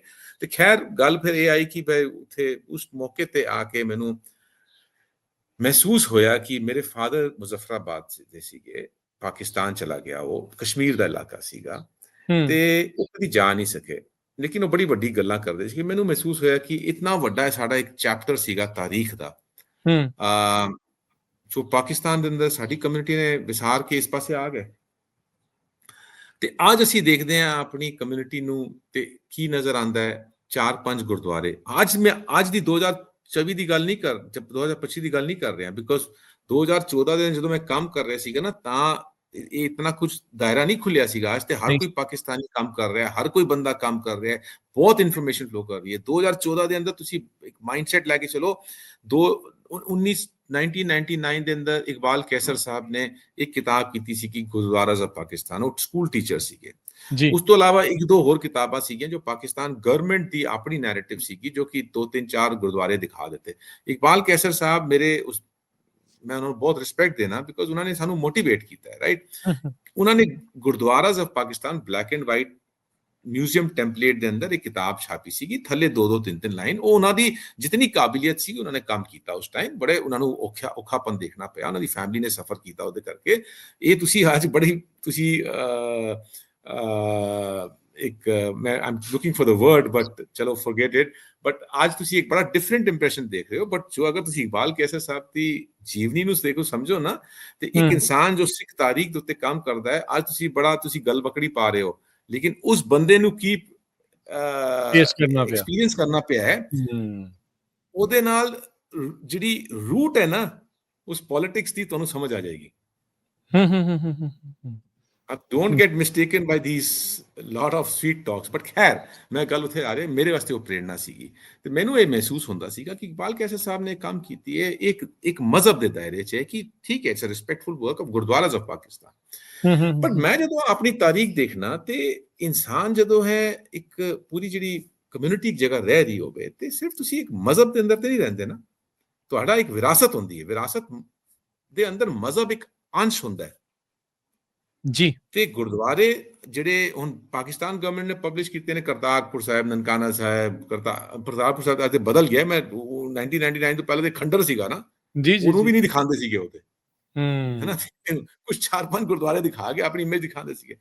ਤੇ ਮੈਨੂੰ ਸੀਗਾ ਕਿ ਯਾਰ ਹਰੀ ਸਿੰਘ ਨਲਵਾ ਖੈਬਰ ਪਖਤੂਨਖਵਾ ਦੇ ਇਲਾਕੇ ਵਿੱਚ ਖੈਬਰ ਪਾਸ ਤੱਕ ਗਿਆ, ਦर्रा ਖੈਬਰ ਤੱਕ, ਮੁਲਤਾਨ ਦੇ ਅੰਦਰ ਸੈਕੰਡ ਐਂਗਲੋ ਸਿੱਖ ਵਾਰ ਸ਼ੁਰੂ ਹੁੰਦੀ ਹੈ, ਪੂਰਾ ਸਿੰਧ ਬਲੋਚਿਸਤਾਨ ਦਾ। ਬੇਸਿਕਲੀ ਅੱਜ ਦਾ ਈਸਟ ਪੰਜਾਬ ਇਸ ਚੀਜ਼ ਨੂੰ ਨਹੀਂ ਸਮਝ ਪਾ ਰਿਹਾ ਕਿ ਪੂਰਾ ਦਾ ਪੂਰਾ ਇੰਡਸ ਰੀਜਨ ਮਤਲਬ ਪੰਜ ਦਰਿਆਵਾਂ ਤੇ ਸਿੰਧੂ ਦਰਿਆ ਦਾ ਜਿਹੜਾ ਮੇਲ ਗੋਬਾ ਹੈਗਾ, ਇੱਥੇ ਆ ਕੇ ਮੁਲਤਾਨ ਚ ਹੁੰਦਾ, ਉਸ ਥੱਲੇ ਸਿੰਧੂ ਦਰਿਆ ਚੱਲ ਰਿਹਾ, ਉਸਦੇ ਆਲੇ ਦੁਆਲੇ ਜਿਤਨਾ ਤੁਸੀਂ ਕਹਿ ਦੋ ਅੱਜ ਹਿੰਦੂ ਪੋਪੂਲੇਸ਼ਨ, ਮੈਂ ਹਿੰਦੂ ਨੂੰ ਇੱਕ ਮਜ਼ਹਬ ਨਹੀਂ ਮੰਨਦਾ, ਮੈਂ ਹਿੰਦੂ ਨੂੰ ਇੱਕ ਮੰਨਦਾ ਕਿ ਇਹ ਇੱਕ ਕਲਚਰ ਹੈ ਸਿੰਧੂ ਦਰਿਆ ਦੇ ਇਸ ਪਾਸੇ। ਇਸ ਕਲਚਰ ਦੇ ਜਿਤਨੇ ਬੰਦੇ ਨੇ ਜੋ ਮੇਰੇ ਵਾਂਗਰ ਨਹੀਂ ਨਜ਼ਰ ਆਉਂਦੇ, ਉਹ ਸਾਰੇ ਨਾਨਕ ਪੰਥ ਹੈ। ਨਾਨਕ ਪੰਥ ਦਾ ਅਸੀਂ ਡੈਫੀਨੇਸ਼ਨ ਬਹੁਤ ਸਮੇਂ ਨਿਚੋੜ ਕੇ ਬਹੁਤ ਛੋਟਾ ਕਰ ਦਿੱਤਾ ਹੈ ਈਸਟ ਪੰਜਾਬ ਦੇ ਅੰਦਰ, ਤੇ ਉਹ ਸਾਰੇ ਵੀ ਤੇ ਮੇਰੇ ਹੀ ਭਰਾ ਨੇ, ਮੇਰੀ ਭੈਣਾਂ ਨੇ, ਤੇ ਉਹਨਾਂ ਦੇ ਉੱਤੇ ਕਿਸੇ ਨੇ ਅੱਜ ਤੱਕ ਕੰਮ ਨਹੀਂ ਕੀਤਾ ਪਾਰਟੀਸ਼ਨ ਦੇ ਬਾਅਦ। ਉਹ ਵਿਚਾਰੇ ਆਏ ਨੇ ਸਾਰੇ ਇਸ ਪਾਸੇ ਇੰਡੀਆ ਵਾਲੇ ਪਾਸੇ, ਉਹਨਾਂ ਦੀ ਵਿਰਾਸਤ ਇੱਕ ਰੈਮੀ ਕਰਕੇ ਹੈ, ਉਸਨੇ ਕਿਤਾਬ ਕੀਤੀ ਹੈ, ਉਸਨੇ ਜਾ ਕੇ ਸਿੰਧੀਆਂ ਦੀ ਕਮਿਊਨਿਟੀ ਦੇ ਅੰਦਰ ਜਾ ਕੇ ਉਸਨੂੰ ਸਟੱਡੀ ਕੀਤਾ, ਉਸਨੇ PhD ਥੀਸਿਸ ਕੀਤੀ ਹੈ, ਲੇਕਿਨ ਲਖਨਊ ਗਿਆ, ਪੁਣੇ ਗਿਆ, ਗੁਜਰਾਤ ਚ ਗਿਆ, ਤੇ ਉਹਦੀ ਜਿਹੜੀ ਆਊਟਕਮ ਹੈ ਕਿ ਕਿਸ ਤਰ੍ਹਾਂ ਇੱਕ ਸਿਵਲਾਈਜੇਸ਼ਨ ਪੂਰੀ ਅਪਰੂਟ ਹੋ ਕੇ ਚੇਂਜ ਹੋ ਗਈ। ਤੇ ਮੈਂ ਚਾਹਨਾ ਉੱਥੇ ਜਾ ਕੇ ਦੇਖਾਂ। ਤੇ ਗੱਲ ਮੇਰੀ ਸੀਗੀ ਕਿ ਮੈਂ ਚਾਹੁੰਦਾ ਸੀਗਾ ਕਿ ਪਾਕਿਸਤਾਨ ਦੇ ਅੰਦਰ ਜਾ ਕੇ ਕੁਝ ਚੀਜ਼ਾਂ ਆਪਣੀ ਵਿਰਾਸਤ ਦੇ ਬਾਰੇ ਦੇਖਾਂ, ਮਜ਼ਹਬ ਤੋਂ ਬਾਹਰ ਜੀ, ਮਜ਼ਹਬ ਇਨਕਲੂਡਡ ਹੋਏਗਾ ਜੀ। ਡਾਕਟਰ ਸਾਹਿਬ, ਤੁਸੀਂ ਇਸ ਗੱਲਬਾਤ ਦੇ ਵਿੱਚ ਨਾਲ ਥੋੜਾ ਜਿਹਾ ਕੁਝ ਐਡ ਕਰਨਾ ਚਾਹੁੰਦੇ? ਨਹੀਂ, ਮੈਂ ਇਹਨਾਂ ਦਾ ਕੰਮ ਦੇਖਿਆ ਜੀ। ਦੇਖੋ, ਇਹ ਵਿਰਾਸਤ ਜਿਹਨੂੰ ਆਪਾਂ ਹੈਰੀਟੇਜ ਕਹਿੰਦੇ ਆ, ਸੋ ਹੈਰੀਟੇਜ ਦੇ ਵਿੱਚ ਤੁਹਾਡਾ ਆਬਵੀਅਸਲੀ ਧਰਮ, ਬੋਲੀ, ਖਾਣਾ ਪੀਣਾ, ਰਸਮ ਰਿਵਾਜ, ਤੁਹਾਡੇ ਕਿੱਦਾਂ ਦੇ ਕੱਪੜੇ ਪਾਉਂਦੇ ਆ, ਕਿੱਦਾਂ ਤੁਸੀਂ ਕੀ ਕੀਤੇ ਨੇ ਤੁਹਾਡੇ, ਸੋ ਹੈਰੀਟੇਜ ਇੱਕ ਬਹੁਤ ਵੱਡਾ ਵਰਡ ਆ। ਸੋ ਇਹਨਾਂ ਦਾ ਬਿਲਕੁਲ ਇਹ ਬਾਜੂ ਕਹਿ ਰਹੇ ਵੀ ਅਸੀਂ ਜਦੋਂ ਪਿਛਲੇ ਮੇਰੇ ਖਿਆਲ ਅਪ ਟਿਲ 2010 ਜਾਂ 2015 ਸੀ, ਸਾਨੂੰ ਸਿਰਫ ਥੋੜਾ ਜਿਹਾ ਜਿਹੜੇ ਆਮ ਲੋਕ ਸੀ ਉਹਨਾਂ ਨੂੰ ਇਹ ਪਤਾ ਹੁੰਦਾ ਸੀ ਵੀ ਸਾਡੇ ਬਜ਼ੁਰਗ ਉੱਧਰੋਂ ਉੱਠ ਕੇ ਆਏ ਨੇ ਤੇ ਉੱਥੇ ਤੁਹਾਡੇ ਕੁਝ ਇਤਿਹਾਸਕ ਗੁਰਦੁਆਰੇ ਨੇ। ਇਹ ਨਹੀਂ ਸੀ ਪਤਾ ਵੀ ਉਹ ਸਾਡਾ ਉੱਥੇ ਕਿੰਨੀ ਪ੍ਰੈਜ਼ੈਂਸ ਸੀ, ਕਿੰਨੀ ਸਾਡੀ ਹਿਸਟਰੀ ਆ, ਕਿੰਨਾ ਸਾਡਾ ਹੈਰੀਟੇਜ ਆ। ਉਹ ਇਹਨਾਂ ਦਾ ਜਿਹੜਾ ਕੰਮ ਹੈ ਨਾ, ਜੇ ਉਹ ਇਹਨਾਂ ਦੀਆਂ ਬੁੱਕਸ ਨੇ, ਜੋ ਇਹਨਾਂ ਦੀਆਂ ਵੀਡੀਓਜ਼ ਨੇ, ਉਹ ਤੁਹਾਨੂੰ ਕਈ ਵਾਰੀ ਰੋਣਾ ਵੀ ਆਉਂਦਾ ਦੇਖ ਕੇ ਵੀ ਅਸੀਂ ਆਹ ਕੁਝ ਛੱਡ ਕੇ ਆਏ ਹਾਂ, ਕੀ ਇਹ ਛੱਡਣਾ ਜ਼ਰੂਰੀ ਸੀ, ਕਿ ਇਹਨੂੰ ਰੋਕਿਆ ਜਾ ਸਕਦਾ ਸੀ। ਉਹ ਅੱਜ ਦਾ ਮਜਬੂਰ ਨਹੀਂ ਆ। ਇਹਨਾਂ ਦੀ ਜਿਹੜੀ ਇੱਕ ਹੋਰ ਵੀਡੀਓ ਜਿਹੜੀ ਬੜੀ ਮੁਤੱਸਰ ਜਾਂ ਮੈਨੂੰ ਪ੍ਰਭਾਵਿਤ ਕਰਦੀ ਆ, ਸਿੰਧ ਦੇ ਵਿੱਚ ਬਹੁਤ ਸਾਰੇ ਸਿੰਧੀ ਲੋਕ ਨੇ ਜਿਹੜੇ ਕਿ ਉਹ ਕਾਫੀ ਸਿੰਕਰੈਟਿਕ ਜਾਂ ਮਿਕਸਡ ਹੈਗਾ। ਉਹ ਕਈ ਹਿੰਦੂ ਟ੍ਰੈਡੀਸ਼ਨ ਵੀ ਮੰਨਦੇ ਨੇ, ਪਰ ਉਹ ਗੁਰੂ ਗ੍ਰੰਥ ਸਾਹਿਬ ਦਾ ਬਹੁਤ ਸਤਿਕਾਰ ਕਰਦੇ ਨੇ। ਗੁਰੂ ਗ੍ਰੰਥ ਸਾਹਿਬ ਦੇ ਉਹ ਮਤਲਬ ਉਹ ਜਿਹੜਾ ਇੱਕ ਵਿਰਾਸਤ ਆ ਸਾਡੇ, ਜਾਂ ਤੁਸੀਂ ਨਾਨਕ ਪੱਥੀ ਕਹਿ ਰਹੇ ਹੋ, ਉਸ ਚੀਜ਼ ਬਾਰੇ ਸਾਨੂੰ ਇੰਨਾ ਇਲਮ ਨਹੀਂ, ਇੰਨੀ ਨੌਲੇਜ ਨਹੀਂ ਸੀਗੀ। ਸਾਨੂੰ ਸੁਣਿਆ ਹੋਇਆ ਸੀ, ਪਰ ਉਹ ਦੇਖ ਕੇ ਲੱਗਦਾ ਵੀ ਏਡੀ ਵੱਡੀ ਕਮਿਊਨਿਟੀ ਸਾਡੀ ਅਜੇ ਵੀ ਉੱਥੇ ਹੈਗੀ ਆ, ਤੇ ਉਹ ਸਾਰੇ ਜਿਹੜੇ ਆਪਣੇ ਮੇਨ ਇਤਿਹਾਸਕ ਗੁਰਦੁਆਰੇ ਉੱਥੇ ਜਾ ਕੇ ਕੀਰਤਨ ਵੀ ਕਰਦੇ ਨੇ, ਸੇਵਾ ਸੰਭਾਲ ਵੀ ਕਰਦੇ ਨੇ ਗੁਰੂ ਘਰਾਂ ਦੀ। ਸੋ ਇਹਨਾਂ ਨੇ ਇੱਕ ਗੱਲ ਜਿਹੜੀ ਨਾ ਬੜੀ ਕੀ ਕਹਿੰਦੇ ਆ, ਹੰਬਲ ਹੋ ਕੇ ਦੱਸੀ ਆ। ਜਿਹੜਾ ਦੂਨ ਸਕੂਲ ਆ, ਉਹ ਇੰਡੀਆ ਦਾ ਇੱਕ ਬਹੁਤ ਹੀ ਟੌਪ ਦਾ ਸਕੂਲ ਆ, ਜਿੱਥੇ ਕਿ ਬੜੇ ਸ਼ਖਸੀਅਤਾਂ ਉੱਥੇ ਦੇ, ਇੰਡੀਆ ਦੇ ਪ੍ਰਾਈਮ ਮਿਨਿਸਟਰ, ਇੰਡੀਆ ਦੇ ਬਾਲੀਵੁੱਡ ਦੇ ਵੱਡੇ ਐਕਟਰ, ਪੰਜਾਬ ਦੇ ਚੀਫ ਮਿਨਿਸਟਰ ਉੱਥੋਂ ਪੜ੍ਹ ਕੇ ਆਏ ਹੋਏ ਨੇ। ਸੋ ਇਹਨਾਂ ਦੀ ਜਿਹੜੀ ਤਾਲੀਮ ਆ ਉਹ ਬੜੀ ਚੰਗੇ ਸਕੂਲ ਚੋਂ ਮਿਲੀ ਆ। ਸੋ ਠੀਕ ਆ, ਇਹ ਇੱਕ ਜ਼ਿੰਦਗੀ 'ਚ ਫੇਜ਼ ਨੇ, ਪਰ ਜਿਹੜਾ ਇਹਨਾਂ 'ਚ ਟੈਲੈਂਟ ਆ, ਇਹਨਾਂ ਨੇ ਉਹਨੂੰ ਪੂਰਾ ਕੀ ਕਹਿੰਦੇ, he put it to the use of our community, ਜੋ ਉਹਨੂੰ ਸਹੀ ਤਰੀਕੇ ਨਾਲ ਆਪਾਂ ਇੰਗਲਿਸ਼ ਕਹੀਏ। ਸੋ ਮੈਂ ਇਹੀ ਕਹਾਂਗਾ ਵੀ ਇਹ ਬੰਦਾ ਦੇਖੋ, ਵੀ ਆਲ ਗਰੋ ਵਿਦ ਟਾਈਮ। ਕਈ ਵਾਰੀ ਜ਼ਿੰਦਗੀ 'ਚ ਤੁਹਾਡੇ ਲਈ ਇੱਕ ਦਰਵਾਜ਼ਾ ਬੰਦ ਹੁੰਦਾ ਤੇ 5 ਦਰਵਾਜ਼ੇ ਹੋਰ ਖੁੱਲ ਜਾਂਦੇ ਨੇ। ਸੋ ਇਹ ਸਾਡੇ ਗੁਰੂਆਂ ਨੇ ਸਾਨੂੰ ਚੜ੍ਹਦੀ ਕਲਾ ਸਿਖਾਈ ਆ। ਸੋ ਮੈਂ ਜ਼ਿਆਦਾ ਇਹਨਾਂ ਦੀਆਂ ਗੱਲਾਂ ਸੁਣਨੀਆਂ ਚਾਹੁੰਦਾ। ਮੈਂ ਕਹਿੰਦਾ ਆਪਾਂ ਇਹਨਾਂ ਦੀ ਟ੍ਰਿਪਸ ਬਾਰੇ ਪੁੱਛੀਏ। ਖਾਸ ਕਰਕੇ ਜਿਹੜਾ ਮੈਨੂੰ ਸਭ ਤੋਂ ਜ਼ਿਆਦਾ ਇੰਪ੍ਰੈਸਿਵ ਇਹਨਾਂ ਦਾ ਟ੍ਰਿਪ ਲੱਗਦੇ ਨੇ ਦੋ, ਇੱਕ ਤਿੱਬਤ ਦਾ ਤੇ ਦੂਜਾ ਅਫਗਾਨਿਸਤਾਨ ਦਾ। ਇਹਨਾਂ ਨੂੰ ਅਫਗਾਨਿਸਤਾਨ ਬਾਰੇ ਪੁੱਛੋ ਜੀ। ਆਂਦੇ ਆ ਅਸੀਂ ਉਸ ਤੋਂ ਪਹਿਲੇ ਇਸ ਥਾਟ ਨੂੰ ਕੰਪਲੀਟ ਕਰ ਲਈ। ਪਹਿਲਾ ਕੰਮ ਇਹ ਸੀਗਾ ਕਿ ਮੈਂ ਪਾਕਿਸਤਾਨ ਦੇ ਅੰਦਰ 2014 ਚ ਗਿਆ ਤੋਂ ਲੈ ਕੇ 2018 ਤੱਕ ਦੇ ਅੰਦਰ 126 ਸ਼ਹਿਰ ਤੇ ਪਿੰਡ। ਉਸ ਜ਼ਮਾਨੇ ਦੇ ਅੰਦਰ ਬਹੁਤ ਡਾਕਟਰ ਕੰਗ, ਤੁਸੀਂ ਅਗਰ ਪਹਿਲੀ ਕਿਤਾਬ ਦਾ ਕਵਰ ਦਿਖਾਓ ਜਰਾ ਦਰਸ਼ਕਾਂ ਵਾਸਤੇ, ਜਿਹੜਾ ਦੇਖੋ ਦ ਲਾਸਟ ਪਹਿਲੀ ਕਿਤਾਬ ਦਾ ਕਵਰ, ਇਹ ਹੁਣ ਦੇਖੋ ਕੰਮ, ਅਗਰ ਤੁਸੀਂ ਮੇਰੀ ਜਿਹੜੀ ਇਹ ਦੇਖ ਲਓ, ਇਹ ਗੁਰਦੁਆਰੇ ਦੀ ਕੰਧ ਹੈ ਜਿਹੜੀ ਚੋਆ ਬਾਬਾ ਨਾਨਕ ਗੁਰਦੁਆਰੇ ਦੀ, ਰਾਈਟ। ਇਹ ਜਿੱਥੇ ਸਿੱਧ ਗੋਸ਼ਟੀ ਹੋਈ ਸੀਗੀ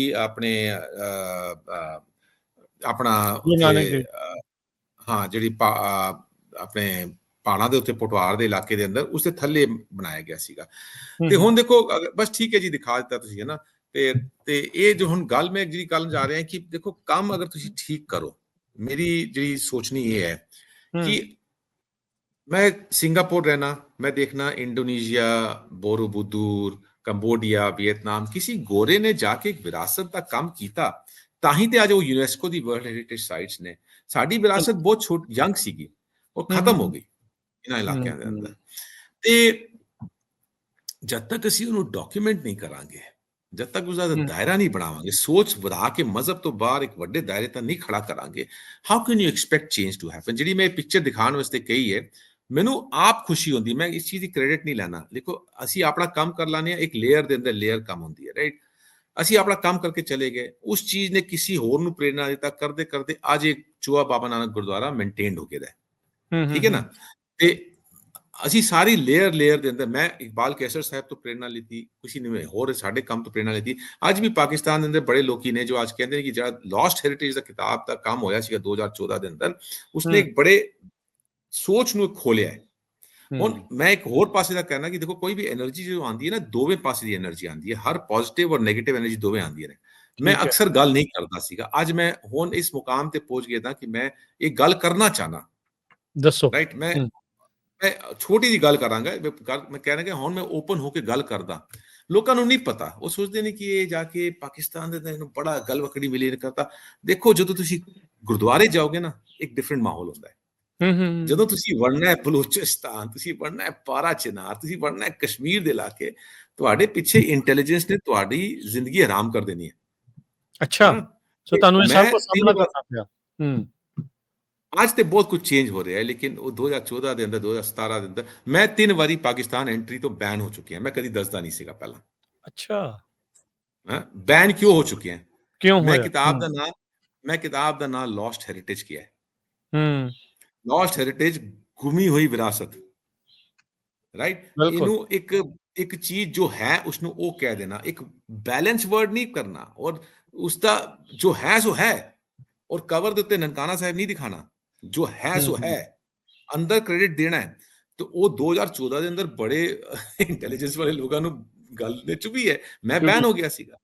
ਦੇਖੋ ਫਿਰ ਗੱਲ ਇਹ ਆਂਦੀ, ਮੈਨੂੰ ਚਲੋ ਮੈਂ ਕੰਮ ਕਰ ਦਿੱਤਾ, ਚਲੋ ਇੱਕ ਕਿਤਾਬ ਕਰਨੀ ਸੀ, ਮੈਂ ਹੁਣ ਪਹਿਲੀ ਵਾਰੀ ਜਾਣ ਤੋਂ ਬਾਅਦ ਜੀ ਤੁਹਾਨੂੰ ਕਿੰਨੀਆਂ ਫੇਰੀਆਂ ਕਰਨੀਆਂ ਪਈਆਂ ਲਾਸਟ ਹੈਰੀਟੇਜ ਦੇ ਲਈ, ਜਾਂ ਇੱਕ ਫੇਰੀ ਦੇ ਵਿੱਚ? ਇਹ ਪਹਿਲੀ ਕਿਤਾਬ ਇੰਟਰਸਟਿੰਗਲੀ ਮੇਰੇ ਅੰਦਰ ਨਾ, ਇਹ ਰੱਬ ਮੈਨੂੰ ਮੇਰੇ ਅੱਗੇ ਪੇਸ਼ ਕਰ ਰਿਹਾ ਸੀਗਾ, ਕੁਦਰਤ ਪੇਸ਼ ਕਰ ਰਹੀ ਸੀ, ਬਿਕੋਜ਼ ਸਾਰਾ ਕੁਝ ਪੜਿਆ ਇੱਥੇ ਰੱਖਿਆ ਹੋਇਆ ਸੀਗਾ।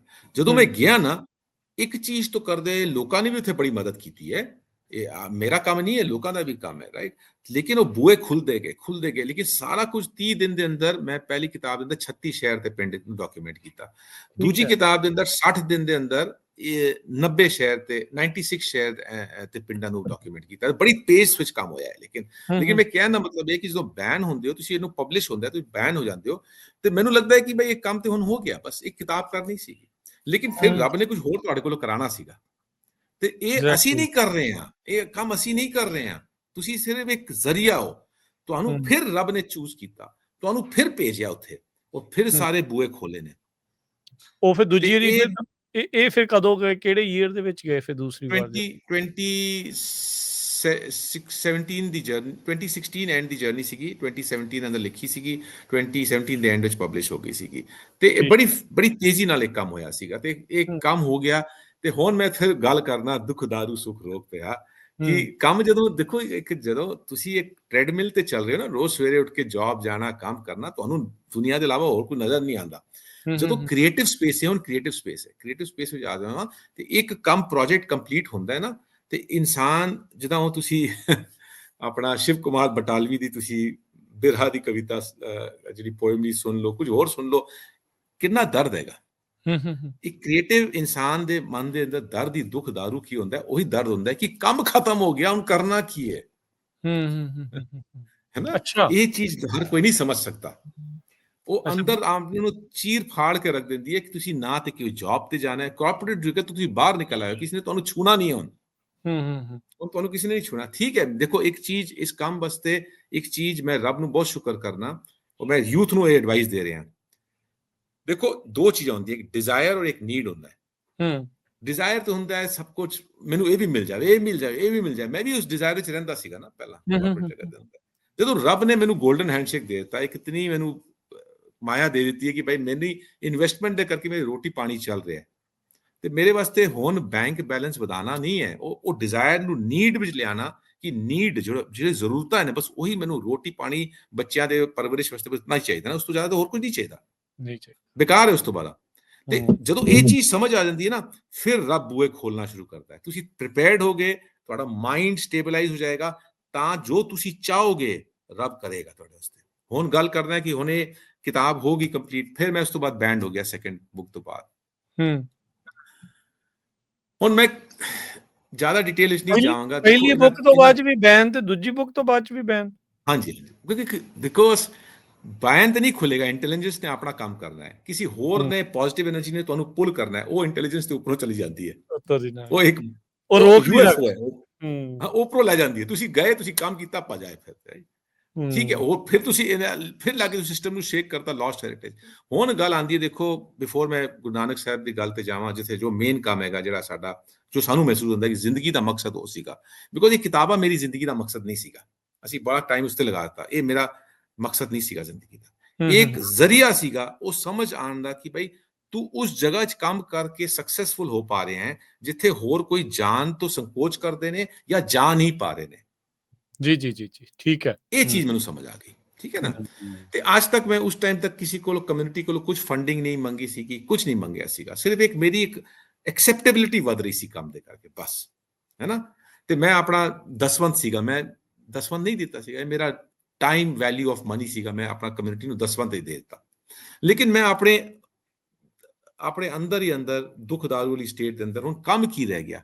ਦੇਖੋ ਹੁਣ ਉਸ ਦੇ ਅੰਦਰ ਕੀ ਹੁੰਦਾ ਹੈ ਕਿ ਇਹ 2018 ਦੀ ਗੱਲ ਹੈ, ਐਂਡ ਦੇ ਅੰਦਰ ਕਰਤਾਰਪੁਰ ਕੋਰੀਡੋਰ ਖੁੱਲਿਆ ਹੈ, ਇਸ ਦੇ ਅੰਦਰ ਮੈਂ ਕੁਝ ਨਹੀਂ ਕਹਿ ਰਿਹਾ, ਬੜੇ ਲੋਕਾਂ ਨੇ ਆਪਣਾ ਰੋਲ ਪਲੇ ਕੀਤਾ ਹੈ, ਬਹੁਤ ਲੋਕਾਂ ਨੇ ਰੋਲ ਪਲੇ ਕੀਤਾ ਹੈ। लेकिन मैं तो दसदा कि एक बड़े हाईएस्ट लेवल ऑफ ऑफिसर ने किया कि आपका काम देख के, लॉस्ट हेरिटेज को देख के, इस विरासत को समझ के, वहां की इस्टेब्लिशमेंट को ये भी समझ में आया कि यार ये विरासत बहुत बड़ी, जो मैं चीज कह रही थी ब्रिटिश ने डॉक्यूमेंट किया कंबोडिया के अंदर, बोरपुर के अंदर, ते ये चीज का फुल पनपना शुरू होया। मैं ਉਹਦੀ ਜ਼ਿਆਦਾ ਗੱਲ ਨਹੀਂ ਕਰਦਾ ਸੀਗਾ, ਅੱਜ ਤੱਕ ਨਹੀਂ ਗੱਲ ਕਰਦਾ, ਲੇਕਿਨ ਕਿਉਂਕਿ ਇਹ ਸੈਂਸਿਟਿਵ ਟੌਪਿਕ ਹੈ, ਕਰਤਾਰਪੁਰ ਕੋਰੀਡੋਰ ਦੇ ਅੰਦਰ ਬੀਜ ਪੈਣ ਦੇ ਅੰਦਰ ਥੋੜਾ ਜਿਹਾ ਅੰਸ਼ ਸਾਡਾ ਵੀ ਹੈ, ਬੜੇ ਲੋਕਾਂ ਨੇ ਤੁਹਾਡਾ ਵੀ ਜਿਹੜਾ ਉਹ ਯੋਗਦਾਨ ਹੈ ਇਸ ਦੇ ਵਿੱਚ, ਚਲੋ ਧੰਨਵਾਦ। ਨਹੀਂ ਬਿਲਕੁਲ ਨਹੀਂ, ਸੋ ਥੋੜਾ ਜਿਹਾ ਉਹ ਬੜੇ ਸਾਡੇ ਪਹਿਲੇ ਬੜੇ ਲੋਕਾਂ ਨੇ ਕੀਤਾ, ਲੇਕਿਨ ਉਸ ਮੌਕੇ ਦੇ ਅੰਦਰ ਜਦੋਂ ਉਸ એનર્ਜੀ ਨੇ ਮੈਨੂੰ ਫਿਰ ਅਪਰੋਚ ਕੀਤਾ, ਤੇ 2019 ਜਨਵਰੀ ਦੇ ਅੰਦਰ ਅਜੇ ਸਟਾਰਟ ਹੋ ਰਿਹਾ ਗੁਰੂ ਨਾਨਕ ਸਾਹਿਬ ਦਾ 550th ਬਰਥ ਐਨੀਵਰਸਰੀ ਜੀ। ਮੈਂ ਇੱਕ ਰਿਕੁਐਸਟ ਪਾਈ, ਜਦੋਂ ਉਹ ਮੈਨੂੰ ਕੋਈ એનર્ਜੀ ਆਈ, ਮੈਂ ਕਿਹਾ ਕਿ ਮੈਂ ਸਹੀ ਇਹ ਪਿਚ ਮੈਂ ਪਾਈ ਸੀ ਪਾਕਿਸਤਾਨ ਦੇ ਅੰਦਰ, ਹੁਣ ਮੈਂ ਖੁੱਲ ਕੇ ਗੱਲ ਕਰ ਸਕਦਾ। ਦੇਖੋ ਲੋਕੀ ਮੈਨੂੰ ਇਸ ਪਾਸੇ ਵੀ, ਇੰਡੀਆ ਵਾਲੇ ਪਾਸੇ ਵੀ ਬਹੁਤ ਲੋਕਾਂ ਨੇ ਸਸਪੈਕਟ ਕੀਤਾ ਹੈ ਕਿ ਇਹ ਕਿਸ ਤਰ੍ਹਾਂ ਕਰ ਲੈ ਰਿਹਾ ਕੰਮ, ਰਾਈਟ। ਲੇਕਿਨ ਮੈਂ ਤੁਹਾਨੂੰ ਪਿਚ ਦੱਸਣਾ ਕੀ ਸੀਗਾ। ਜਦੋਂ ਉਹ ਮੈਨੂੰ એનર્ਜੀ ਨੇ ਦੱਸਿਆ ਕਿ ਭਾਈ ਇਸ ਕੰਮ ਦੀ ਇਹ ਅਹਿਮੀਅਤ ਸੀਗੀ ਕਿ ਲੋਕਾਂ ਨੂੰ ਕੁਝ ਸਮਝ ਆਇਆ, ਤੇ ਮੈਂ ਉਸ ਬੰਦੇ ਨੂੰ ਕਿਹਾ, ਤੁਸੀਂ ਆਪ ਸੋਚੋ, ਡਰੋਨ ਲੈ ਕੇ ਤੁਸੀਂ ਪਾਰਾ ਚਿਨਾਰ ਵੜ ਜਾਣਾ, ਤੁਸੀਂ ਗਿਲਗਿਟ ਬਲਟਿਸਤਾਨ ਵੜ ਜਾਣਾ, ਤੁਸੀਂ ਬਲੋਚਿਸਤਾਨ ਵੜ ਜਾਣਾ, ਕਿੱਦਾਂ ਕਰ ਸਕਦੇ ਹੋ? ਕਿਸੇ ਨੂੰ ਅਲਾਉ ਹੀ ਨਹੀਂ ਕਰਦੇ, ਪਾਕਿਸਤਾਨੀ ਨਹੀਂ ਜਾ ਸਕਦੇ। ਤੇ ਮੈਂ ਕੋਈ ਤੀਸਮਾਰ ਖਾਨ ਤੇ ਨਹੀਂ ਨਾ, राइट। तो गल सी कि मैं उन्होंने सिर्फ ये किया, देखिए साहब, आप लोग की मैं सलाम करता हूं कि आप लोग ने हमारे जो श्राइन्स को मेंटेन करके रखा हुआ है, लेकिन आपको नहीं पता, और सिखों ने आपको गुरु नानक के बारे में बताया है, जो आप सोचते हो कि गुरु नानक ननकाना साहब, पंजा साहब, करतारपुर साहब में, लेकिन उनका नैरेटिव तो उतने मल्टीफेथ साइट्स में जहां वो गए हैं, सूफी श्राइन्स में, वो हिंदू श्राइन्स में, अलग अलग मजहबों की श्राइन्स में, अलग अलग फितरत के, मैं मजहब भी नहीं कहूंगा, अलग अलग स्पिरिचुअल ट्रेडिशंस के, मतों के, पंथों के श्राइन्स पे जो गए हैं, तो जहां वो डायलॉग्स हुए हैं, वो सिख तो आपको बता ही नहीं रहे हैं। ठीक है, सिख तो बता ही नहीं रहे आपको, सिर्फ ननकाना से पंजाब आपने उनको संभाल लिया। मैंने कहा आप लोग बहुत अच्छे हैं जी, आप ये करते हैं। मैं चाहता हूं कि 550th बर्थ एनिवर्सरी में गुरु नानक को उनके फुटस्टेप से डाइवर्सिटी ऑफ पाकिस्तान को दिखाना चाहता हूं, जो डाइवर्सिटी तो हुण बड़ी घाटी रह गई है, बंदे ते सिर्फ इको मजहब दे ज्यादा रहे, तो मैं ये किया, ते वो गल of course the establishment caught on, ते वो गल दे करके मैं पूरी परमिशन लैके मैं एंटर होया, ਤੇ ਜਦੋਂ ਐਂਟਰ ਹੋਇਆ ਮੈਂ ਗੁਰੂ ਨਾਨਕ ਡਾਕੂ ਸੀਰੀਜ਼ ਬਣਾਉਣ ਨਹੀਂ ਗਿਆ ਸੀਗਾ, ਮੈਂ ਸਿਰਫ ਉਹ ਚੰਦ ਸਾਈਟਸ ਡਾਕੂਮੈਂਟ ਕਰਨ ਗਿਆ ਸੀਗਾ ਜੋ ਸਾਡੀ ਪੁਰਾਤਨ ਜਨਮ ਸਾਖੀਆਂ ਦੇ ਜ਼ਰੀਏ ਤੋਂ ਜੋ 60 ਸਾਲ ਗੁਰੂ ਨਾਨਕ ਸਾਹਿਬ ਦੀ ਲਾਈਫ ਤੋਂ ਬਾਅਦ ਤੋਂ ਲੈ ਕੇ 150 ਸਾਲ ਤੱਕ ਦੀ ਜੱਟ ਲਿਟਰੇਚਰ ਲਿਖਿਆ ਗਿਆ ਹੈ। ਕਿਉਂਕਿ ਅੱਜ ਦੇ ਜ਼ਮਾਨੇ 'ਚ ਗੁਰੂ ਨਾਨਕ ਸਾਹਿਬ ਨੂੰ ਸਾਡੀ ਕੌਮ ਦੇ ਅੰਦਰ ਪਤਾ ਨਹੀਂ ਕੀ ਦੌੜ ਲੱਗੀ ਹੋਈ ਹੈ ਕਿ ਉਹਨਾਂ ਨੂੰ ਹਰ ਜਗ੍ਹਾ ਭੇਜਣਾ ਹੈ। ਨਹੀਂ ਭੇਜਣਾ ਤੁਹਾਨੂੰ ਹਰ ਜਗ੍ਹਾ, ਜਿੱਥੇ ਗਏ ਉੱਥੇ ਹੀ ਰਹਿਣ ਨਾਨਕ ਦਿਓ। is not asking for- ਹਾਂ, ਜਿੱਥੇ ਹੈ ਉਸੇ ਰਹਿਣ ਦਿਓ ਤੁਸੀਂ। ਹੂੰ ਮੈਨੂੰ ਤਾਂ ਇਹ ਵੀ ਨਹੀਂ ਪਤਾ, ਮੈਂ ਡਾਕੂ ਸੀਰੀਜ਼ ਬਣਾਈ ਹੈ, ਮੈਂ ਤੁਹਾਨੂੰ ਇਹ ਗੱਲ ਵੀ ਕਹਿਦਾ, ਮੈਨੂੰ ਇਹ ਵੀ ਨਹੀਂ ਪਤਾ ਕਿ ਗੁਰੂ ਨਾਨਕ ਸਾਹਿਬ ਗਏ ਕਿੱਥੇ ਨੇ। ਸਹੀ ਗੱਲ ਦੱਸਾਂ, ਮੈਨੂੰ ਨਹੀਂ ਪਤਾ ਅਜੇ ਤੱਕ, ਬਿਕੋਜ਼ ਮੈਂ ਕੋਈ ਸੈਕੰਡਰੀ ਸੋਰਸ ਤੋਂ ਕੰਮ ਕਰ ਰਿਹਾ ਨਾ। ਉਹ ਸੈਕੰਡਰੀ ਸੋਰਸ ਗੁਰੂ ਨਾਨਕ ਸਾਹਿਬ ਨੇ ਆਪਣੀ ਜ਼ਿੰਦਗੀ ਬਾਰੇ ਕੋਈ ਲਿਖਿਆ ਹੀ ਨਹੀਂ, ਤੁਹਾਨੂੰ ਸਿਰਫ ਇੱਕ ਸਪਿਰਿਚੁਅਲਿਟੀ ਦਿੱਤੀ ਹੈ। ਤੇ ਅਸੀਂ 60 ਸਾਲ ਤੋਂ ਲੈ ਕੇ 150 ਸਾਲ ਤੱਕ ਲਿਟਰੇਚਰ, ਇਹ ਅੱਜ ਕੱਲ੍ਹ ਦਾ WhatsApp ਯੂਨੀਵਰਸਿਟੀ, ਫੇਸਬੁੱਕ ਯੂਨੀਵਰਸਿਟੀ ਦੀ ਗੱਲ ਨਹੀਂ ਕਰ ਰਹੇ ਸੀ। ਔਰ ਅੱਜ ਪਿਛਲੇ 100 ਸਾਲਾਂ ਜਿਤਨੀ ਕਿਤਾਬਾਂ ਲਿਖੀਆਂ ਗਈਆਂ ਨੇ ਫੈਲਾਈ ਜਾ ਰਹੇ ਹਾਂ ਅਸੀਂ ਦਾਇਰੇ ਨੂੰ, ਨਹੀਂ, ਅਸੀਂ ਪੁਰਾਤਨ ਜਿਹੜਾ ਟੈਕਸਟ ਲੈ ਕੇ, ਮੇਰਾ ਮਕਸਦ ਸੀਗਾ ਪਾਕਿਸਤਾਨ ਦੇ ਮੈਪਿੰਗ ਕਰਨਾ। ਅਸੀਂ ਉਹ ਕੀਤਾ ਤੇ ਫਿਰ ਮਨ ਦੇ ਅੰਦਰ ਇੱਕ ਜਜ਼ਬਾ ਆਇਆ ਕਿ ਯਾਰ ਅਫਗਾਨਿਸਤਾਨ ਨਾ ਕਰ ਲਈਏ। ਅੱਛਾ, ਫਿਰ ਉੱਥੋਂ ਕਰਦੇ ਜਿਹੜਾ 100% ਮੈਪਿੰਗ ਰੱਬ ਨੇ ਇਹ ਦੇਣ ਦਿੱਤੀ ਹੈ। ਮੈਂ ਤੁਹਾਨੂੰ ਸਹੀ ਗੱਲ ਦੱਸ ਰਿਹਾ, ਮੈਂ ਕੁਝ ਨਹੀਂ ਹਾਂ, ਰੱਬ ਨੇ ਦੇਣ ਦਿੱਤੀ ਹੈ ਇਹ ਕੰਮ। ਮੈਂ ਕ੍ਰੈਡਿਟ ਮੈਂ ਔਰ ਮੇਰੀ ਵਾਈਫ ਨਹੀਂ ਲੈਣਾ ਚਾਹੁੰਦੀ, ਮੇਰੀ ਵਾਈਫ ਵੀ ਨਾਲ ਸੀ ਕਿ ਸਾਡੇ ਅਸੀਂ ਪੂਰਾ ਕੰਮ ਨਾਲ ਕੀਤਾ ਹੈ। ਮੈਂ ਇੱਥੇ ਇਹ ਵੀ ਕ੍ਰੈਡਿਟ ਦੇਣਾ ਚਾਹਨਾ, ਇੰਨਾ ਵੱਡਾ ਕੰਮ ਕਰਨ ਵਾਸਤੇ ਪੈਸੇ ਦੀ ਲੋੜ ਪੈਂਦੀ ਹੈ ਜੀ। Film making is very expensive. This work is bye the people, it's for the people. ਠੀਕ ਹੈ, ਬਿਕੋਜ਼ ਜਦੋਂ ਇਹ ਕੰਮ ਦੇਖੋ, ਤੁਸੀਂ ਅੱਜ ਇੱਕ ਪਿਕਚਰ ਬਣਾਉਣ ਜਾਓ, 2 ਘੰਟੇ ਦੀ ਪਿਕਚਰ ਬਣਾਉਣ ਚਾਹੋ, ਤੁਸੀਂ ਪੰਜਾਬੀ ਦੇ ਪਿਕਚਰ ਬਣਾਉਣ ਜਾਓ ਤਾਂ 40-50 ਕਰੋੜ ਦੀ ਤੁਹਾਨੂੰ ਬਜਟ ਹੋ ਜਾਂਦਾ ਹੈ, ਰਾਈਟ। ਕਰੋੜਾਂ ਤੁਹਾਡੇ ਕੋਲ ਤੁਸੀਂ ਪਹਿਲੇ ਫਾਈਨੈਂਸ ਅਰੇਂਜ ਕਰੋਗੇ ਤਾਂ ਪਿਕਚਰ ਬਣਾਓਗੇ। ਸਾਨੂੰ ਤਾਂ ਪਤਾ ਹੀ ਨਹੀਂ ਕਿ ਹੋਣਾ ਕਿ ਨਹੀਂ ਹੋਣਾ, ਬਸ ਚੱਲੀ ਜਾ ਰਹੇ ਹਾਂ। ਤੁਸੀਂ ਬਸ ਇਹ ਇਰਾਦਾ ਲੈ ਕੇ ਗਏ ਸੀ ਵੀ ਪਾਕਿਸਤਾਨ ਦੇ ਵਿੱਚ ਜਿੱਥੇ ਗੁਰੂ ਸਾਹਿਬ ਗਏ ਆ ਵੀ ਉੱਥੇ ਜਾ ਕੇ ਕੁਝ ਜਿਹੜਾ ਆ ਉਹ ਇਕੱਤਰ ਕੀਤਾ ਜਾਵੇ, ਉਹ ਦਿਖਾਇਆ ਜਾਵੇ। ਬਸ ਇਹ ਸੋਚ ਕੇ ਗਏ ਸੀਗੇ ਵੀ ਵੀਡੀਓ ਦੇ ਰੂਪ ਦੇ ਵਿੱਚ ਹੀ ਜਿਹੜਾ ਉਹ ਕਰਨਾ ਹੈ। ਹਾਂਜੀ, ਉਹ ਮੈਂ ਸੋਚ ਕੇ ਗਿਆ ਸੀਗਾ। ਮੈਨੂੰ ਮਹਿਸੂਸ ਹੋ ਰਿਹਾ ਸੀਗਾ ਲਾਸਟ ਹੈਰੀਟੇਜ ਕਿਤਾਬ ਕਰਨ ਤੋਂ ਬਾਅਦ ਕਿ ਜਿਹੜੀ ਵਿਰਾਸਤ, ਕਿਤਾਬਾਂ ਘੱਟ ਲੋਕ ਪੜ੍ਹਦੇ ਨੇ, ਕਿਤਾਬਾਂ ਘੱਟ ਲੋਕ ਪੜ੍ਹਦੇ ਨੇ, ਤੇ ਇਹਨੂੰ ਡਾਕੂਮੈਂਟ ਕਰਨਾ ਹੈ ਤੇ ਇਹਨੂੰ ਵੀਡੀਓ 'ਚ ਕੀਤਾ ਜਾਵੇ। ਕਿਹੜੇ ਈਅਰ ਦੇ ਵਿੱਚ ਤੁਸੀਂ ਫਿਰ ਸ਼ੁਰੂ ਕੀਤਾ ਸੀ ਇਹ ਕਾਰਜ? ਇਹ ਅਸੀਂ 2019 ਜਨਵਰੀ ਤੋਂ ਸਟਾਰਟ ਕੀਤਾ, ਬੜੀ ਜਲਦੀ ਹੋਇਆ ਸੀਗਾ। 2019 ਦੇ ਅੰਦਰ ਅਸੀਂ ਬਾਏ ਅਪ੍ਰੈਲ ਤੱਕ ਅਸੀਂ ਪਾਕਿਸਤਾਨ ਦਾ ਕੰਮ ਕਰ ਚੁੱਕੇ ਸੀਗੇ। ਅਪ੍ਰੈਲ ਦੇ ਅੰਦਰ ਅਸੀਂ ਅਫਗਾਨਿਸਤਾਨ ਵੜ ਗਏ ਸੀਗੇ। ਔਰ ਇੰਟਰਸਟਿੰਗਲੀ ਅਸੀਂ 18 ਮਹੀਨੇ ਦੀ ਜਰਨੀ ਕੀਤੀ ਹੈ, 18 ਮਹੀਨੇ ਫੀਲਡ ਤੇ ਰਹੇ ਅਸੀਂ, ਰਾਈਟ। ਫਿਰ ਈਰਾਨ, ਇਰਾਕ ਤੇ 9 ਮੁਲਕਾਂ 'ਚ ਅਸੀਂ ਕੰਮ ਕੀਤਾ। ਔਰ ਮੈਂ ਤੁਹਾਨੂੰ ਇਹ ਗੱਲ ਕੌਨਫੀਡੈਂਟਲੀ ਦੱਸਦਾ ਕਿ 150 years ਗੁਰੂ ਨਾਨਕ ਸਾਹਿਬ ਦੀ ਇਸ ਜਗਤ ਨੂੰ ਛੱਡਣ ਤੱਕ ਦਾ ਜਿੰਨਾ ਲਿਟਰੇਚਰ ਹੈ ਉਸ ਵਿੱਚ ਜੋ ਵੀ ਡਾਕੂਮੈਂਟਡ ਹੈ 100% ਅਸੀਂ ਮੈਪਿੰਗ ਕੀਤੀ ਹੈ। ਅੱਛਾ, ਸਾਰਾ ਪੜ੍ਹਿਆ, ਸਾਰਾ ਰਿਸਰਚ ਕਰਕੇ ਫਿਰ ਉੱਥੇ ਗਏ। ਦੇਖੋ ਰਿਸਰਚ ਤੇ ਜਦੋਂ એનર્ਜੀ ਨੇ ਤੁਹਾਨੂੰ ਫੜਨ ਵਾਸਤੇ ਅੱਗੇ ਇੱਕ ਚੀਜ਼ ਭੇਜੀ ਨਾ, ਇੱਕ ਨॉइज ਭੇਜੀ ਕਿ ਭਾਈ ਤੂੰ, ਜਦੋਂ ਮੈਂ ਤੁਹਾਨੂੰ ਕਹਿ ਰਿਹਾ ਕਿ ਉਹਨਾਂ ਨੇ ਕਿਹਾ ਕਿ ਆਪਨੇ ਕੰਮ ਕੀਤਾ ਹੈ ਤਾਂ ਮੈਂ ਕਿਹਾ ਕਿ ਮੈਨੇ ਪਾਕਿਸਤਾਨ ਮੇਂ ਕੰਮ, ਤੁਸੀਂ ਉਸ ਟਾਈਮ ਗੁਰੂ ਨਾਨਕ ਨੂੰ ਪੜਨ ਥੋੜਾ ਨਾ ਬੈਠੋਗੇ, ਤੁਸੀਂ ਉਹਨਾਂ ਦੀ ਜਨਮ ਸਾਖੀ ਥੋੜਾ ਨਾ ਪੜਨ ਬੈਠੋਗੇ। ਇਹ ਤੇ ਮੈਂ ਤੁਹਾਨੂੰ ਕਹਿ ਰਿਹਾ ਜਦੋਂ ਕਿਤਨੇ ਸਾਲਾਂ ਦਾ ਜੋ ਮੈਂ ਛੱਡ ਦਿੱਤਾ ਸੀਗਾ ਸਾਰਾ, ਇਹ ਤੇ ਕਿਤਨੇ ਸਾਲਾਂ ਦਾ ਮੈਂ ਪੜ ਰਿਹਾ ਸੀਗਾ। ਮੇਰੇ ਕੋਲ ਇੱਕ ਐਕਸਲ ਸਪਰੈਡਸ਼ੀਟ ਤਿਆਰ ਸੀਗੀ ਜਿਹਦੇ ਅੰਦਰ ਸਾਰੀ ਸਾਈਟਸ ਦਾ ਨਾਂ ਲਿਖੇ ਹੋਏ ਨੇ, ਕਿਤਨੇ ਸਾਲ ਪਹਿਲੇ, 10-15 ਸਾਲ ਪਹਿਲਾਂ ਤਿਆਰ ਸੀਗੇ। ਮੈਂ ਸੋਚਦਾ ਸੀਗਾ ਯਾਰ ਇਹ ਕਿਉਂ ਨਾ ਇਤਨਾ, ਹਰ ਜਗ੍ਹਾ ਕੀ ਡਾਇਲੌਗ ਹੋਇਆ ਸੀਗਾ ਉਹ ਵੀ ਲਿਖਿਆ ਹੋਇਆ ਸੀਗਾ, ਕਿੱਥੇ ਸੋਰਸਸ ਨੇ, ਕੀ ਡਾਊਟਫੁਲ ਸੋਰਸਸ ਨੇ, ਕੀ ਐਕਸੈਪਟੇਬਲ ਸੋਰਸਸ ਨੇ, ਉਹ ਸਭ ਕੁਝ ਪ੍ਰਿਪੇਅਰ ਸੀਗਾ। ਮੈਨੂੰ ਸਿਰਫ ਉਹ ਫਾਈਲ ਖੋਲਣੀ ਪਈ ਹੈ ਤੇ ਕੰਮ ਸਟਾਰਟ ਕੀਤਾ ਬਸ। So your life led up to this. Exactly. ਤੇ ਹੁਣ ਬਸ ਇਸਨੂੰ ਖਤਮ ਕਰਨ ਦਾ ਮੈਂ ਥੋੜਾ ਜਿਹਾ ਹੋਗਾ ਸਾਂ ਤੇ ਅਸੀਂ ਚਲੇ ਗਏ ਔਰ 18 ਮਹੀਨੇ ਕੰਮ ਕਰਦੇ ਰਹੇ। ਸਾਡੇ ਇੰਡੀਆ 'ਚ ਆ ਕੇ ਲਾਸਟ ਜਿਹੜਾ ਫਿਲਮਿੰਗ ਸੀਗਾ ਹਰਿਦੁਆਰ ਦਾ ਸੀਗਾ, ਅਸੀਂ ਉਹ ਫਿਲਮਿੰਗ ਕੀਤੀ ਹੈ। 3 ਦਿਨ ਬਾਅਦ ਪੂਰੀ ਦੁਨੀਆ ਕੋਵਿਡ ਦੇ ਕਰਕੇ ਬੰਦ ਹੋ ਗਈ। ਦੇਖੋ ਕੁਦਰਤ ਹੁਣ ਦੇਖੋ ਕੁਦਰਤ ਦੀ, ਤੁਸੀਂ ਅਗਰ ਕੁਦਰਤ 'ਚ ਬਿਲੀਵ ਨਹੀਂ ਕਰਦੇ, ਮੈਂ ਆਪਣੀ ਜ਼ਿੰਦਗੀ 'ਚ ਪੂਰਾ ਕੁਦਰਤ ਨੂੰ, ਹੁਣ ਮੈਂ ਇੱਕ ਟਾਈਮ ਤੇ ਨਾਸਤਿਕ ਹੋ ਗਿਆ ਸੀਗਾ, ਮੈਂ ਹੁਣ ਪੂਰਾ ਆਸਤਿਕ ਹਾਂ, ਕਿਉਂਕਿ ਮੈਂ ਉਸ ਕੁਦਰਤ ਨੂੰ ਮੰਨਣਾ ਜੋ ਆਪਣੇ ਆਪ ਕਰਦੀ, ਮੈਂ ਜ਼ਿੰਦਗੀ 'ਚ ਦੇਖਿਆ। ਗੱਲ ਇਹ ਹੈ ਕਿ ਬੰਦ ਜਦੋਂ ਹੋ ਗਈ, ਹੁਣ ਤੁਹਾਨੂੰ ਐਡੀਟਿੰਗ ਕਰਨੀ ਹੈ, ਹੁਣ ਤੁਹਾਡਾ ਦਿਮਾਗ ਦਾ ਕੰਮ ਹੈ, ਹੁਣ ਤੁਸੀਂ ਦੁਨੀਆ ਤੋਂ ਹਟ ਜਾਣਾ ਹੈ, ਕੱਟ ਜਾਣਾ ਹੈ। ਇਸ ਸਿੰਗਾਪੁਰ ਪਹੁੰਚ ਕੇ ਕੋਈ ਡਿਸਟਰਬੈਂਸ ਨਹੀਂ, ਸਾਡੀ ਐਡੀਟਿੰਗ ਟੀਮ ਨੂੰ ਵੀ ਵੀਜ਼ਾ ਮਿਲ ਗਏ। ਉਸ ਟਾਈਮ ਜਦੋਂ ਸਿੰਗਾਪੁਰ ਦੇ ਅੰਦਰ ਵੀਜ਼ਾ ਹੀ ਨਹੀਂ ਦਿੱਤੇ ਜਾ ਰਹੇ ਸਨ, ਉਹ ਵੀ ਬੰਦੇ ਸਾਡੇ ਕੋਲ ਆ ਗਏ। ਮੈਂ ਕਿਹਾ ਕੋਈ ਆਫਿਸ ਬਾਹਰ ਨਹੀਂ ਲੈਣਾ, ਸਾਡੇ ਘਰ ਰਹੋ, ਇੱਥੇ ਬੈਠ ਕੇ ਅਸੀਂ ਪੂਰੀ ਕੋਵਿਡ ਦੇ ਦੌਰਾਨ ਐਡੀਟਿੰਗ ਕੀਤੀ ਹੈ। ਔਰ ਇਹ ਦੇਖੋ ਮੈਂ ਉਹ ਗੱਲ ਕਰ ਰਿਹਾ, ਇਹ 20 ਘੰਟੇ ਦਾ ਕੰਮ ਹੈ, 24 ਐਪੀਸੋਡਸ ਜੀ। ਹਾਂ ਇਹਨੂੰ 5 ਲੈਂਗੁਏਜ ਦੇ ਅੰਦਰ, English allegory a tapestry of Guru Nanak travels, Punjabi सैनत गुरु नानक के पैंडिया की रूहानी छाप, हिंदी रूपक गुरु नानक के कदमों की रूहानी छाप, उर्दू तमसील गुरु नानक के कदमों की रूहानी छाप तमसील, और एक शाहमुखी के अंदर 5 लैंग्वेज के अंदर पूरी एडिटिंग करके दुनिया के अगे पेश करती है। And we don't charge for it because फिर गल आ जाती है this is by the people for the people. मैं यूबा की संगत को भी थैंक्स करना चाहना, डॉक्टर कांग जी को थैंक्स करना चाहना। जो सानू लोड़ पई ये पूरा प्रोजेक्ट कोई फंडिंग कदी सरप्लस नहीं हुई है, ये पैराशूट मॉडल है। फंडिंग खत्म होंदी सीगी, रेड विच जा रही है बैलेंस शीट, और सडनली पैराशूट आ जाता सीगा। So it is costed us more than $2 million US। और तुहाडे अगे है दुख दी गल और अच्छा और पॉजिटिव गल, दोवें मैं गल दसदा। दुख दी गल ये है कि ना कोई साडी वड्डी संस्था दे अखों ये काम निकले है, ना साडी कम्युनिटी नू ज्यादा मासिस दी गल कर रहे हैं। अजे तक कोई चाह आया है कि पूरी 24 एपीसोड नू मैं देखा, भाई एक हफ्ते च एक एपीसोड देखा, असी इतना होर काम करने, एक एपीसोड देखिए, राइट 6 महीने का साडे को परिवार नाल देखिए, ये ते नेगेटिव काम है गल हैगी। सानू कोई फर्क नहीं पैंदा, असी अपना काम हुण नेक्स्ट प्रोजेक्ट स्टार्ट कर दिता है, राइट। सानू रब करा रहा है, असी दे रहे हैं, ये this is wealth for the community, असी छड़ के जा रहे हैं, कोई कमर्शियल काम नहीं है।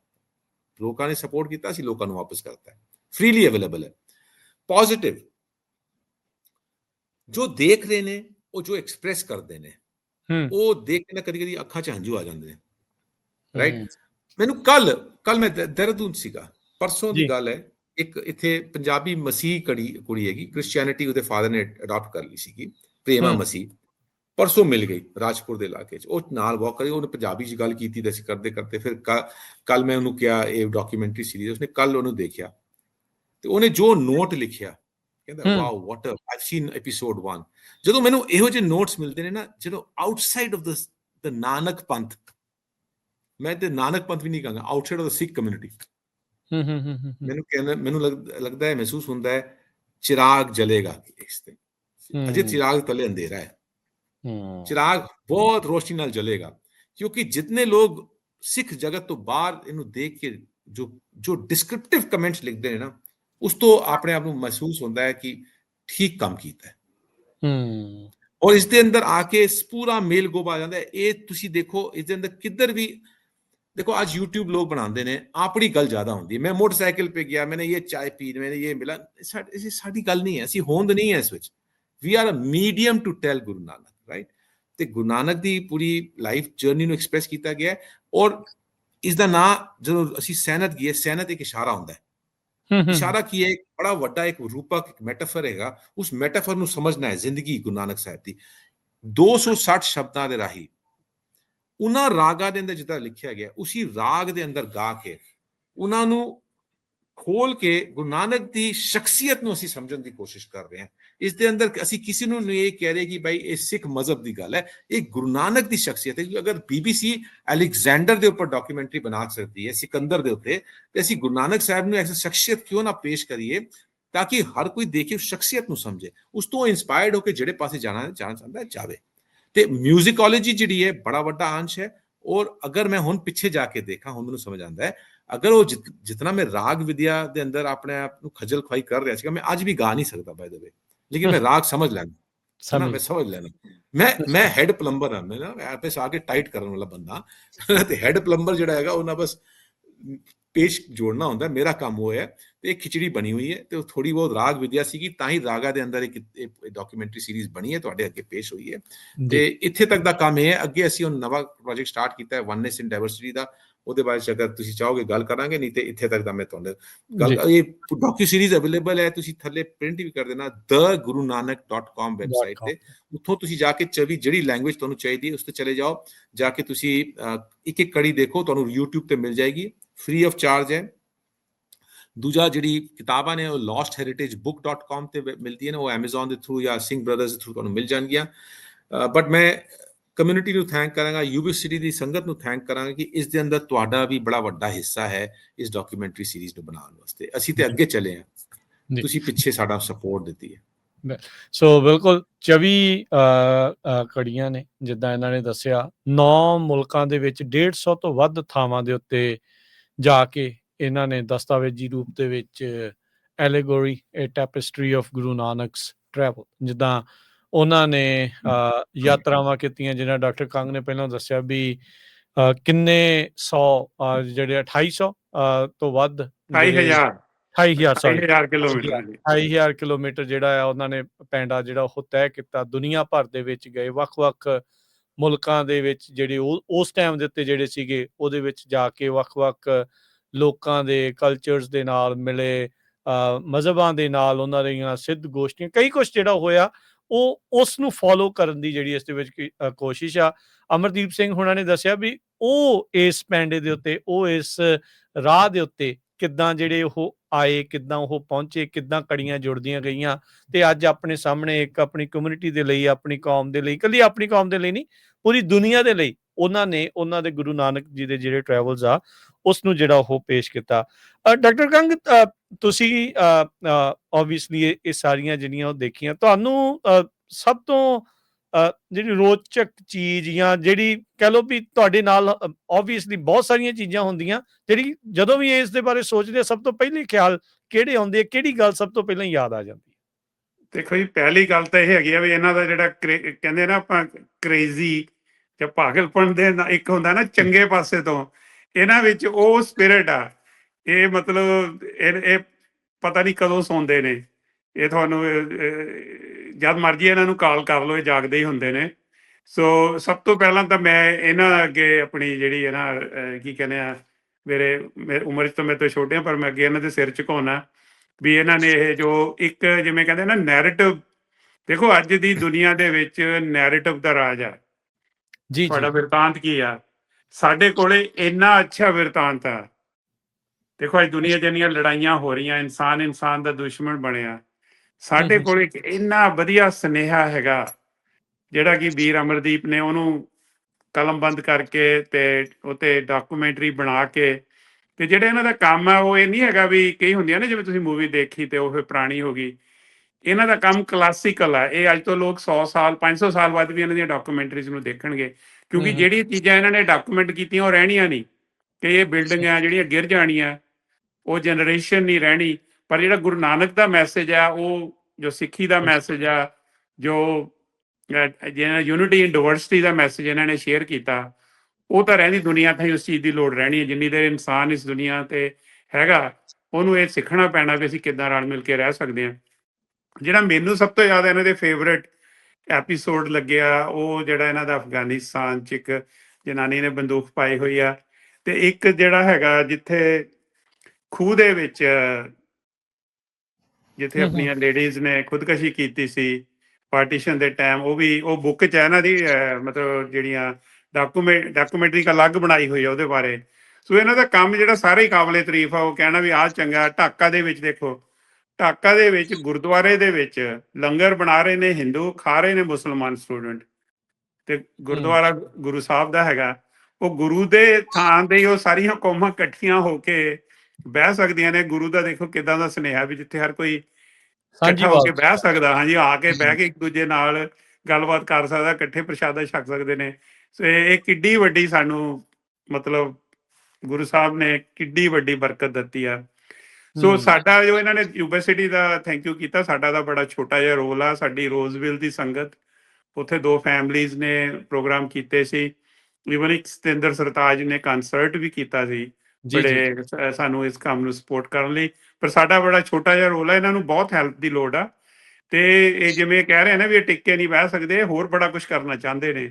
ਸੋ ਇਹਦੇ ਬਾਰੇ ਆਪਾਂ ਹੋਣ ਵਾਲੇ ਪ੍ਰੋਗਰਾਮਾਂ 'ਚ ਦੱਸਾਂਗੇ। ਪਰ ਮੈਂ ਕਮਿਊਨਿਟੀ ਨੂੰ ਹੱਥ ਜੋੜ ਕੇ ਰਿਕੁਐਸਟ ਕਰਾਂਗਾ ਵੀ ਤੁਸੀਂ ਇੱਕ ਤਾਂ ਯੂਨੀਵਰਸਿਟੀ ਵਾਲਾ ਸੈਮੀਨਾਰ ਜ਼ਰੂਰ ਦੇਖਣ ਆਓ ਨਵੰਬਰ 1 ਨੂੰ 2 ਤੋਂ 4, ਤੇ ਦੂਜਾ ਇਹਨਾਂ ਦੀ ਕਿਸੇ ਤਰ੍ਹਾਂ ਮਾਇਕ ਤੌਰ ਤੇ ਤੁਸੀਂ ਹੈਲਪ ਕਰ ਸਕਦੇ ਹੋ। ਇਹਨਾਂ ਦੀ ਵੈਬਸਾਈਟ ਤੇ ਜਾ ਕੇ thegurunanak.com ਤੇ ਇਹ ਤੁਸੀਂ ਡਾਕਟਰ ਸੀਰੀਜ਼ ਦੇਖੋ ਆਪਣੇ ਬੱਚਿਆਂ ਨਾਲ। ਇਹ ਤੁਸੀਂ ਆਪਣੇ ਨੇਬਰਸ ਨਾਲ, ਅਮਰੀਕਨ ਲੋਕਾਂ ਨਾਲ ਬੈਠ ਕੇ ਵੀ ਦੇਖ ਸਕਦੇ ਹੋ। ਤੇ ਜਿਹੜੀ ਸਭ ਤੋਂ ਵੱਡੀ ਇਹਨਾਂ ਨੇ ਜਿਹੜੀ ਮਿਹਨਤ ਕੀਤੀ ਆ ਉਹ ਇਹ ਆ ਵੀ ਇਹ ਇੰਗਲਿਸ਼ 'ਚ ਵੀ ਅਵੇਲੇਬਲ ਆ, ਪੰਜਾਬੀ 'ਚ ਵੀ ਅਵੇਲੇਬਲ ਆ, ਹਿੰਦੀ 'ਚ ਵੀ ਅਵੇਲੇਬਲ ਆ, ਉਰਦੂ 'ਚ ਵੀ ਅਵੇਲੇਬਲ ਆ। ਤੇ ਜਿਹੜੇ ਇਹਨਾਂ ਦੇ ਸ਼ਾਹਮੁਖੀ ਜਿਹੜੀ ਪੰਜਾਬੀ ਵਾਲੀ ਵਰਸ਼ਨ ਇਹਨਾਂ ਨੇ ਸ਼ਾਹਮੁਖੀ ਦੇ ਵਿੱਚ ਵੀ ਥੱਲੇ ਪਾਏ ਨੇ ਵੀ ਜੇ ਕੋਈ ਬੰਦੇ ਨੂੰ ਨਹੀਂ ਸਮਝ ਆਉਂਦਾ। ਸੋ ਦੇਖੋ ਇੰਨੀ ਡਾਇਵਰਸਿਟੀ ਇਹਨਾਂ ਦੀ ਲੈਂਗੁਏਜ, ਇੰਨਾ ਉਸ ਚੀਜ਼ ਨੂੰ ਜੋਰ ਲੱਗਾ ਆ, ਮਨੀ ਲੱਗੀ ਆ, ਸਾਰਾ ਕੁਝ ਹੈ ਜਿੱਦਾਂ ਇਹਨਾਂ ਨੇ ਦੱਸਿਆ ਵੀ $2 ਮਿਲੀਅਨ ਦਾ ਤਕਰੀਬਨ ਇਹ ਜਿਹੜਾ ਉਸ ਇਹਨਾਂ ਤੋਂ ਦਾ ਜਿਹੜੀ ਇੱਕ ਹੋਰ ਜਿਹੜੀ ਗੱਲ ਹੈ ਨਾ, ਜਿਹੜਾ ਇਹਨਾਂ ਨੇ ਕੰਮ ਦੇ ਵਿੱਚ ਕੋਈ ਕੰਟਰੋਵਰਸੀ ਨਹੀਂ, ਜੋ ਵੀ ਇਹਨਾਂ ਨੇ ਕੰਮ ਕੀਤਾ ਸਕਾਲਰਲੀ, ਉਹ ਬਿਲਕੁਲ ਜੋ ਡਾਕੂਮੈਂਟਰੀ ਐਵੀਡੈਂਸ ਹੈਗਾ, ਜਿਵੇਂ ਇਹਨਾਂ ਨੇ ਦੱਸਿਆ ਹੈਗਾ ਵੀ ਪੂਰਾ ਹਾਂ ਵੀ ਜੋ ਵੀ ਸਾਡੇ ਕੋਲੇ ਉਸ ਸਮੇਂ ਦੀਆਂ ਡਾਕੂਮੈਂਟੇਸ਼ਨ ਹੈਗੀ ਆ 50 ਸਾਲ ਤੋਂ ਲੈ ਕੇ 150 ਸਾਲ ਗੁਰੂਆਂ ਤੋਂ ਬਾਅਦ ਦੀ, ਉਹਦੇ ਆਧਾਰਿਤ ਆ। ਹੋ ਸਕਦਾ ਉਹਦੇ ਕਿਸੇ ਦੀ ਐਗਰੀਮੈਂਟ ਡਿਸਐਗਰੀਮੈਂਟ ਹੋਵੇ, ਪਰ ਇਹਨਾਂ ਨੇ ਕੋਈ ਆਪਣੇ ਕੋਨੀ ਤੋਂ ਕੋਈ ਇਹ ਨਹੀਂ ਵੀ ਆਪ ਕੋਈ ਬਣਾ ਕੇ ਗੱਲ ਕੋਈ ਸੁਪਰਸਟੀਸ਼ਨ ਕ੍ਰੀਏਟ ਕੀਤਾ ਜਾਂ ਫੇਕ ਇਨਫੋਰਮੇਸ਼ਨ। ਨੋ, ਇਸ ਟੋਟਲ ਅਥੈਂਟਿਕ ਇਨਫੋਰਮੇਸ਼ਨ ਹੈ ਇਹਨਾਂ ਦੀ। ਮੈਂ ਇਹਨਾਂ ਦੇ ਸਾਰੇ ਐਪੀਸੋਡ ਕਈ ਵਾਰ ਦੇਖੇ ਨੇ, ਤੇ ਜਿੰਨੀ ਵਾਰੀ ਵੀ ਦੇਖੀਦਾ ਕੁਝ ਨਵਾਂ ਸਿੱਖੀਦਾ ਉਹਦੇ ਚ। ਜੀ ਅਮਰਜੀਤ ਸਿੰਘ ਜੀ, ਤੁਸੀਂ ਦੱਸੋ। ਆਬਵੀਅਸਲੀ ਤੁਹਾਡੇ ਲਈ ਤਾਂ ਬਹੁਤ ਜ਼ਿਆਦਾ ਅਜਿਹੇ ਜਿਹੜੇ ਪਲ ਹੋਣਗੇ, ਜਿਹੜੀਆਂ ਉਹ ਸਾਰੀਆਂ ਚੀਜ਼ਾਂ ਆਈ ਨੋ ਕਈ ਵਾਰੀ ਆਪਾਂ ਪੁੱਛ ਕੇ ਗੱਲ ਥੋੜੀ ਛੋਟੀ ਜਿਹੜੀ ਇਹ ਹੋ ਜਾਂਦੀ ਆ, ਪਰ ਕਿਹੜੀ ਚੀਜ਼ ਨੇ ਸਭ ਤੋਂ ਜ਼ਿਆਦਾ ਤੁਹਾਨੂੰ ਕਹਿ ਲਓ ਵੀ ਉਹ ਜਿਹੜੀ ਹਮੇਸ਼ਾ ਜਿਹੜੀ ਉਹ ਨਾਲ ਆ, ਜਦੋਂ ਵੀ ਤੁਸੀਂ ਇਸ ਪ੍ਰੋਜੈਕਟ ਦੇ ਬਾਰੇ ਸੋਚਦੇ ਆ, ਗੱਲ ਕਰਦੇ ਆ, ਜਦੋਂ ਇਹ 9 ਮੁਲਕਾਂ 'ਚ ਗਏ, 150 ਥਾਵਾਂ ਦੇ ਉੱਤੇ ਗਏ ਆ, ਜਦੋਂ ਮਨ 'ਚ ਖਿਆਲ ਆਉਂਦਾ, ਸਭ ਤੋਂ ਪਹਿਲਾ ਖਿਆਲ ਕਿਹੜੀ ਥਾਂ ਦਾ ਆ ਜਾਂਦਾ? ਦੇਖੋ ਜੀ, ਥਾਵਾਂ ਤੇ ਬੜੀਆਂ ਨੇ, ਤੁਸੀਂ ਦੇਖੋਗੇ ਸੀਰੀਜ਼ ਤੇ ਥਾਵਾਂ ਦੀ ਗੱਲ ਕਰਨ ਲੱਗ ਜਾਈਏ ਤੇ ਕੋਈ ਅੰਤ ਨਹੀਂ ਹੈ ਜੀ। ਮੈਂ ਬਾਹਰ ਦੀ ਥਾਵਾਂ ਦੀ ਗੱਲ ਨਹੀਂ ਕਰਾਂਗਾ। ਮੈਂ ਅਕਸਰ ਅੱਜ ਅਸੀਂ ਨਾ ਹੁਣੇ ਅੱਜ ਦੂਜਾ ਪ੍ਰੋਜੈਕਟ ਲੀਡ ਕਰ ਰਹੇ ਹਾਂ ਪਿਛਲੇ 2.5 ਸਾਲ ਤੋਂ। ਅਜੇ 3 ਸਾਲ ਦਾ ਕੰਮ ਅਜੇ ਬਾਕੀ। ਦੇਖੋ, ਮੈਂ ਪ੍ਰੋਜੈਕਟ ਚੁੱਕਣਾ, ਇੱਕ ਪ੍ਰੋਜੈਕਟ 5 ਸਾਲ ਲੱਗਦੇ ਨੇ ਜ਼ਿੰਦਗੀ ਦੇ ਜੀ, ਤੇ ਉਸ ਨੂੰ ਡਿਲੀਵਰ ਕਰਨਾ ਹੈ 5 ਸਾਲ। ਹੁਣ ਅਸੀਂ ਵਨਨੈਸ ਇਨ ਡਾਇਵਰਸਿਟੀ, ਤੁਹਾਨੂੰ ਕੋਈ ਅਸੀਂ ਵੈਬਸਾਈਟ ਚਲੇ ਜਾਣਾ diversity.com ਦੇ ਉੱਤੇ ਅਸੀਂ ਗੁਰੂ ਨਾਨਕ ਤੇ ਭਗਤਾਂ ਦਾ ਪੂਰਾ ਜਿਹੜਾ ਆਡੀਓ ਵਿਜ਼ੂਅਲ ਕੰਟੈਂਟ, ਅੱਜ ਤੱਕ ਕਿਸੇ ਨੇ ਗੁਰੂ ਨਾਨਕ ਦੀ 928 ਸ਼ਬਦ ਨੂੰ ਰਿਕਾਰਡ ਨਹੀਂ ਕੀਤਾ, ਅੱਜ ਤੱਕ ਕਿਸੇ ਨੇ ਕਬੀਰ ਸਾਹਿਬ ਨੂੰ ਰਿਕਾਰਡ ਨਹੀਂ ਕੀਤਾ, ਅੱਜ ਤੱਕ ਕਿਸੇ ਨੇ ਪੂਰੀ ਟੋਟਲ ਭਗਤਾਂ ਦੇ ਗੁਰੂ ਨਾਨਕ ਨੂੰ ਰਿਕਾਰਡ ਨਹੀਂ ਕੀਤਾ ਉਹਨਾਂ ਰਾਗਾਂ ਦੇ ਅੰਦਰ। ਉਹ ਜਿਹੜੀ ਟ੍ਰਾਂਸਲੇਸ਼ਨ ਅਸੀਂ ਦਿਖਾ ਰਹੇ ਨਾ, ਮੈਂ ਤੁਹਾਡੇ ਕੁਐਸਚਨ ਤੋਂ ਥੋੜਾ ਡਿਵੀਏਟ ਕਰ ਰਿਹਾ, ਮੈਂ ਆਣਾ ਉਸ ਦੇ ਉੱਤੇ। ਅਸੀਂ ਦਿਖਾ ਰਹੇ ਹਾਂ ਜਿਹੜੀ ਅੱਜ ਕੱਲ੍ਹ ਟ੍ਰਾਂਸਲੇਸ਼ਨ ਦਿਖਾ ਰਹੇ ਹਾਂ, ਇਹ ਸੰਤ ਸਿੰਘ ਨੇ ਕੀਤੀ ਸੀ ਕਿ ਟ੍ਰਾਂਸਲੇਸ਼ਨ ਇੰਗਲਿਸ਼ ਦੇ ਅੰਦਰ ਗੁਰਦੁਆਰੇ ਦੇ ਅੰਦਰ ਅਸੀਂ ਉਹ ਦਿਖਾ ਰਹੇ ਹਾਂ। ਇਹ ਰੂਪਕ ਵਾਲੀ ਟ੍ਰਾਂਸਲੇਸ਼ਨ ਨਹੀਂ ਹੈ, ਇਹ ਲਿਟਰਲ ਟ੍ਰਾਂਸਲੇਸ਼ਨ। ਛੋਟੀ ਗੱਲ ਦੱਸਣਾ ਕਿ ਚਰਨ ਕਮਲ, ਚਰਨ ਕਮਲ, ਲੋਟਸ ਫੀਟ। ਜਿਹੜਾ ਗੋਰਾ ਹੈਗਾ, ਜਿਹੜਾ ਇੰਗਲਿਸ਼ ਲੋਟਸ ਫੀਟ ਨਾਲ ਕੀ ਸਮਝੇਗਾ? ਉਹ ਇੱਕ ਹਿਊਮਿਲਿਟੀ ਹੈ, ਉਹ ਇੱਕ ਨਿਮਰਤਾ ਹੈ, ਰਾਈਟ? ਮਤਲਬ ਮੈਟਾਫੋਰਿਕ ਟ੍ਰਾਂਸਲੇਸ਼ਨ ਨੂੰ ਸਮਝਾਉਣਾ ਬਹੁਤ ਜ਼ਰੂਰੀ ਹੈ। ਨਹੀਂ ਤੇ ਅਸੀਂ ਆਪਣਾ ਉਹੀ ਟ੍ਰਾਂਸਲੇਸ਼ਨ ਦਿਖਾ ਕੇ ਅਸੀਂ ਅਗਲੀ ਜਨਰੇਸ਼ਨ ਨੂੰ ਪਰੇ ਕਰੀ ਜਾ ਰਹੇ ਹਾਂ। ਭਾਵ ਅਰਥ ਜਿਹੜਾ ਉਹ ਜਾਣਨਾ ਜ਼ਰੂਰੀ ਹੈ। ਹਾਂਜੀ, ਤੇ ਅਸੀਂ 3 ਲੈਂਗੁਏਜਸ ਦੇ ਅੰਦਰ ਪੂਰੀ ਗੁਰੂ ਨਾਨਕ ਤੇ ਭਗਤਾਂ ਦੇ ਉੱਪਰ ਕੰਟੈਂਟ ਬਣਾ ਰਹੇ ਹਾਂ। ਅਸੀਂ oneness-in-diversity.com ਤੇ ਅਸੀਂ ਹੁਣ ਪਿਛਲੇ 4 ਮਹੀਨੇ ਪਹਿਲੇ ਤੋਂ ਕੰਟੈਂਟ ਰਿਲੀਜ਼ ਕਰਨਾ ਸ਼ੁਰੂ ਕਰਤਾ ਹੈ। ਹਜੇ 3 ਸਾਲ ਦਾ ਕੰਮ ਹਜੇ ਬਾਕੀ ਹੈ, ਰਾਈਟ? ਤੇ ਇਹ ਕਮਿਊਨਿਟੀ ਸਪੋਰਟ ਕਰਦੀ ਜਾਏਗੀ ਤੇ ਅਸੀਂ ਕਰਦੇ ਜਾਵਾਂਗੇ।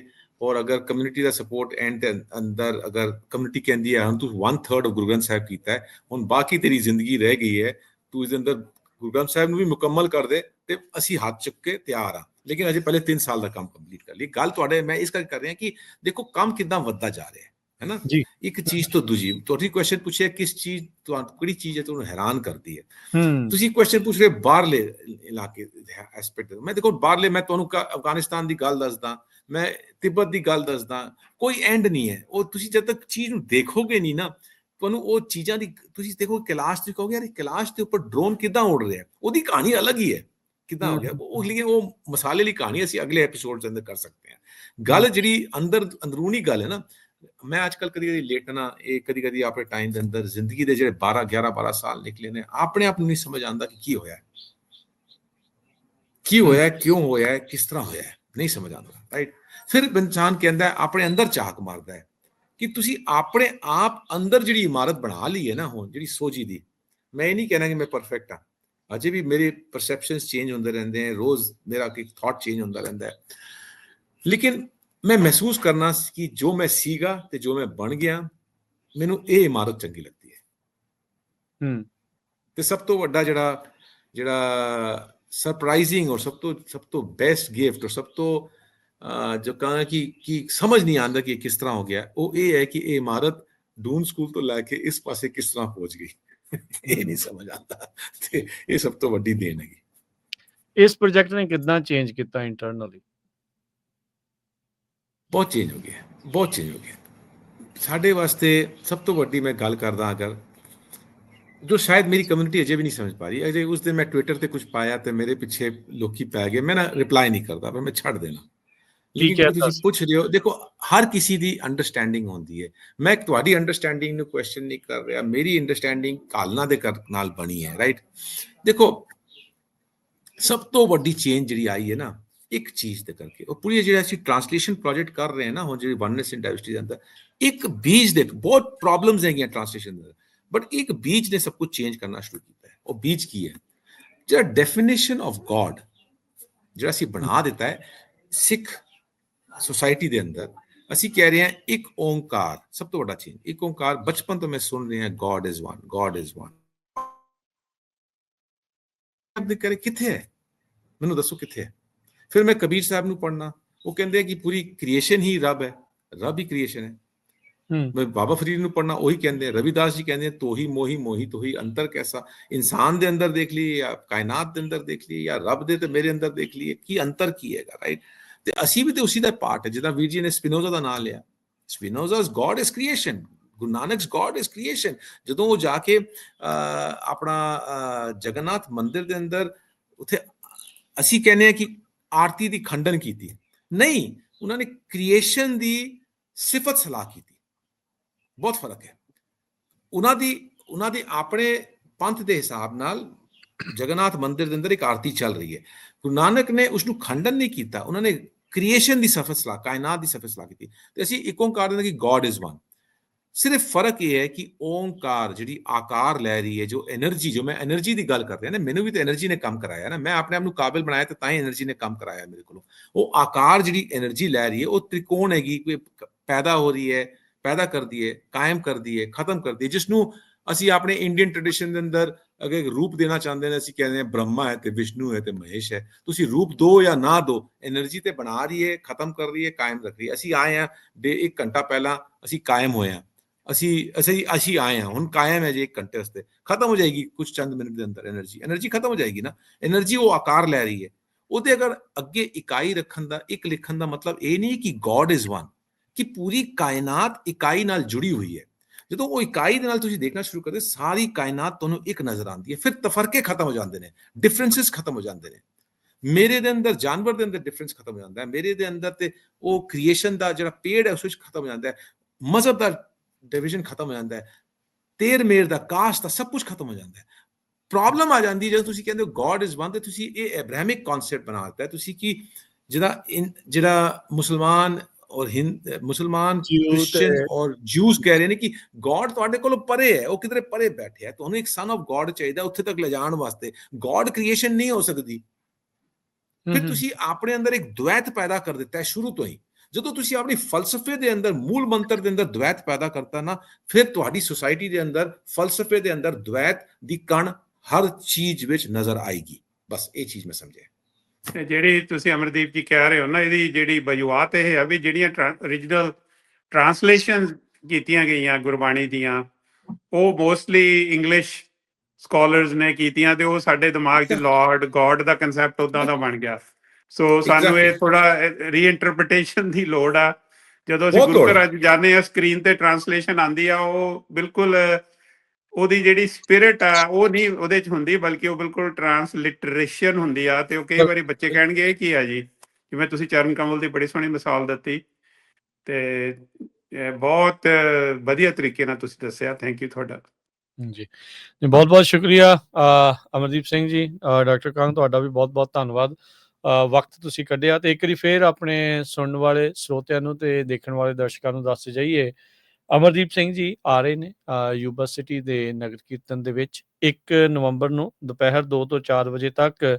ਜੋ ਗੁਰਦੁਆਰਾ ਸਾਹਿਬ ਦਸ਼ਮੇਸ਼ ਦਰਬਾਰ ਦਾ ਮੇਨ ਹਾਲ ਆ, ਉਸ ਦੇ ਬਿਲਕੁਲ ਬੈਕ ਸਾਈਡ ਦੇ ਉੱਤੇ ਜੋ ਦਸ਼ਮੇਸ਼ ਹਾਲ ਆ, ਉਸ ਦੇ ਵਿੱਚ ਇਹਨਾਂ ਨੇ ਜਿਹੜਾ ਵਨਨੈਸ ਇਨ ਡਾਇਵਰਸਿਟੀ, ਇਹਦੇ ਬਾਰੇ, ਤੇ ਜਿਹੜੀ ਐਲੀਗੋਰੀ ਆ ਗੁਰੂ ਨਾਨਕ ਦੇਵ ਜੀ ਦੇ ਜਿਹੜੇ 28,000 ਕਿਲੋਮੀਟਰ ਉਹਨਾਂ ਨੇ ਪਹਿੰਡਾ ਤੈਅ ਕੀਤਾ, ਵੱਖ-ਵੱਖ ਥਾਵਾਂ ਦੇ ਉੱਤੇ ਗਏ, ਜਿਹੜੀ ਉਹਨਾਂ ਨੇ ਇਹਦੀ ਡਾਕੂਮੈਂਟੇਸ਼ਨ, ਡਾਕੂ ਸੀਰੀਜ਼ ਜਿਹੜੀ ਆ ਉਹ ਬਣਾਈ ਆ, ਐਲੀਗੋਰੀ ਟੈਪਿਸਟਰੀ ਆਫ ਗੁਰੂ ਨਾਨਕਸ ਟਰੈਵਲ, ਉਹਦੇ ਬਾਰੇ ਗੱਲਬਾਤ ਕਰਨਗੇ, ਆਪਣੇ ਵਿਚਾਰ ਸਾਂਝੇ ਕਰਨਗੇ, ਆਪਣੀਆਂ ਜਿਹੜੀਆਂ ਕਹਿ ਸਕਦੇ ਹਾਂ ਇਨਕਾਊਂਟਰਸ ਆ ਉਹ ਸਾਂਝੇ ਕਰਨਗੇ, ਜਿਹੜੀਆਂ ਜੋ ਵੀ ਉਹਨਾਂ ਦੇ ਨਾਲ ਵਾਪਰਿਆ ਉਹਦੇ ਬਾਰੇ ਦੱਸਣਗੇ ਤੇ ਕੀ ਮਕਸਦ ਆ ਇਸ ਦਾ, ਉਹਦੇ ਬਾਰੇ ਜਿਹੜੀ ਉਹ ਚਰਚਾ ਹੋਊਗੀ। ਸੋ ਸਾਰੇ ਜਾਣੇ ਉਸ ਸੈਮੀਨਾਰ 'ਚ ਉਸ ਗੱਲਬਾਤ ਨੂੰ ਦੇਖਣ ਦੇ ਲਈ, ਸੁਣਨ ਦੇ ਲਈ ਜਿਹੜਾ ਉੱਥੇ ਜ਼ਰੂਰ ਪਹੁੰਚੋ। 1 ਨਵੰਬਰ ਨੂੰ ਦਸ਼ਮੇਸ਼ ਹਾਲ, ਗੁਰਦੁਆਰਾ ਸਾਹਿਬ ਟਾਇਰਾ ਵਿਊਨਾ, ਯੂਬਾ ਸਿਟੀ, ਦੁਪਹਿਰ 2 ਤੋਂ 4 ਵਜੇ ਤੱਕ। ਮੈਂ ਇੱਕ ਚੀਜ਼ ਐਡ ਕਰਨੀ ਜੀ, ਚਾਹੁੰਦਾ ਵੀ ਬਿਲਕੁਲ। ਜੇ ਕੋਈ ਇਹਨਾਂ ਨੂੰ ਮਿਲਣਾ ਚਾਹੇ ਉਹ ਮੈਨੂੰ ਰੀਚ ਆਊਟ ਕਰ ਸਕਦੇ ਨੇ। ਵੀਕਐਂਡ ਤੇ ਨਗਰ ਕੀਰਤਨ ਵਾਲੇ ਵੀਕਐਂਡ ਤੇ ਇਹਨਾਂ ਨੇ ਯੂਬਾ ਸਿਟੀ 'ਚ ਹੀ ਹੋਣਾ, ਤੇ ਜਿਹੜੀ ਅਸੀਂ 28,000 ਕਿਲੋਮੀਟਰ ਦਾ ਇੱਕ ਅੰਦਾਜ਼ਾ ਵੀ ਹਾਂਜੀ ਅਸੀਂ ਕੋਈ, ਹਾਂਜੀ ਵੀ ਉਹ ਹਾਂਜੀ ਇੱਕ ਨਹੀਂ ਅੰਦਾਜ਼ਾ ਹੈ। ਬਿਲਕੁਲ, ਠੀਕ ਹੈ। ਜਿੱਦਾਂ ਅਮਰਦੀਪ ਜੀ ਨੇ ਕਿਹਾ ਵੀ ਆਪਾਂ ਤਾਂ ਹੁਣ ਸੈਕੰਡਰੀ ਸੋਰਸਿਸ ਤੋਂ ਹੀ ਦੇਖ ਕੇ ਆਪਾਂ ਕਿਹੜਾ ਨਾਲ ਨਹੀਂ ਸੀਗੇ, ਪਰ ਆਪਾਂ ਭਾਵਨਾ ਜਿਹੜੀ ਆ ਉਹ ਉਸੇ ਨੂੰ ਜਿਹੜਾ ਸਮਝਣ ਦੀ ਇਹਨਾਂ ਦੇ ਜ਼ਰੀਏ, ਇਹਨਾਂ ਦੀ ਡਾਕੂ ਸੀਰੀਜ਼ ਦੇ ਜ਼ਰੀਏ ਕੋਸ਼ਿਸ਼ ਜਿਹੜੀ ਉਹ ਕਰ ਰਹੇ ਹਾਂ। ਬਹੁਤ ਬਹੁਤ ਧੰਨਵਾਦ ਦੋਨਾਂ ਦਾ ਹੀ, ਬੜੀ ਮਿਹਰਬਾਨੀ। ਮਿਲਦੇ ਹਾਂ ਫਿਰ ਅਗਲੀ ਵਾਰ। ਵਾਹਿਗੁਰੂ ਜੀ ਕਾ ਜੀ ਕਾ ਖਾਲਸਾ। ਖਾਲਸਾ, ਵਾਹਿਗੁਰੂ ਜੀ ਕੀ ਵਾਹਿਗੁਰੂ ਜੀ ਫਤਿਹ। ਕਾ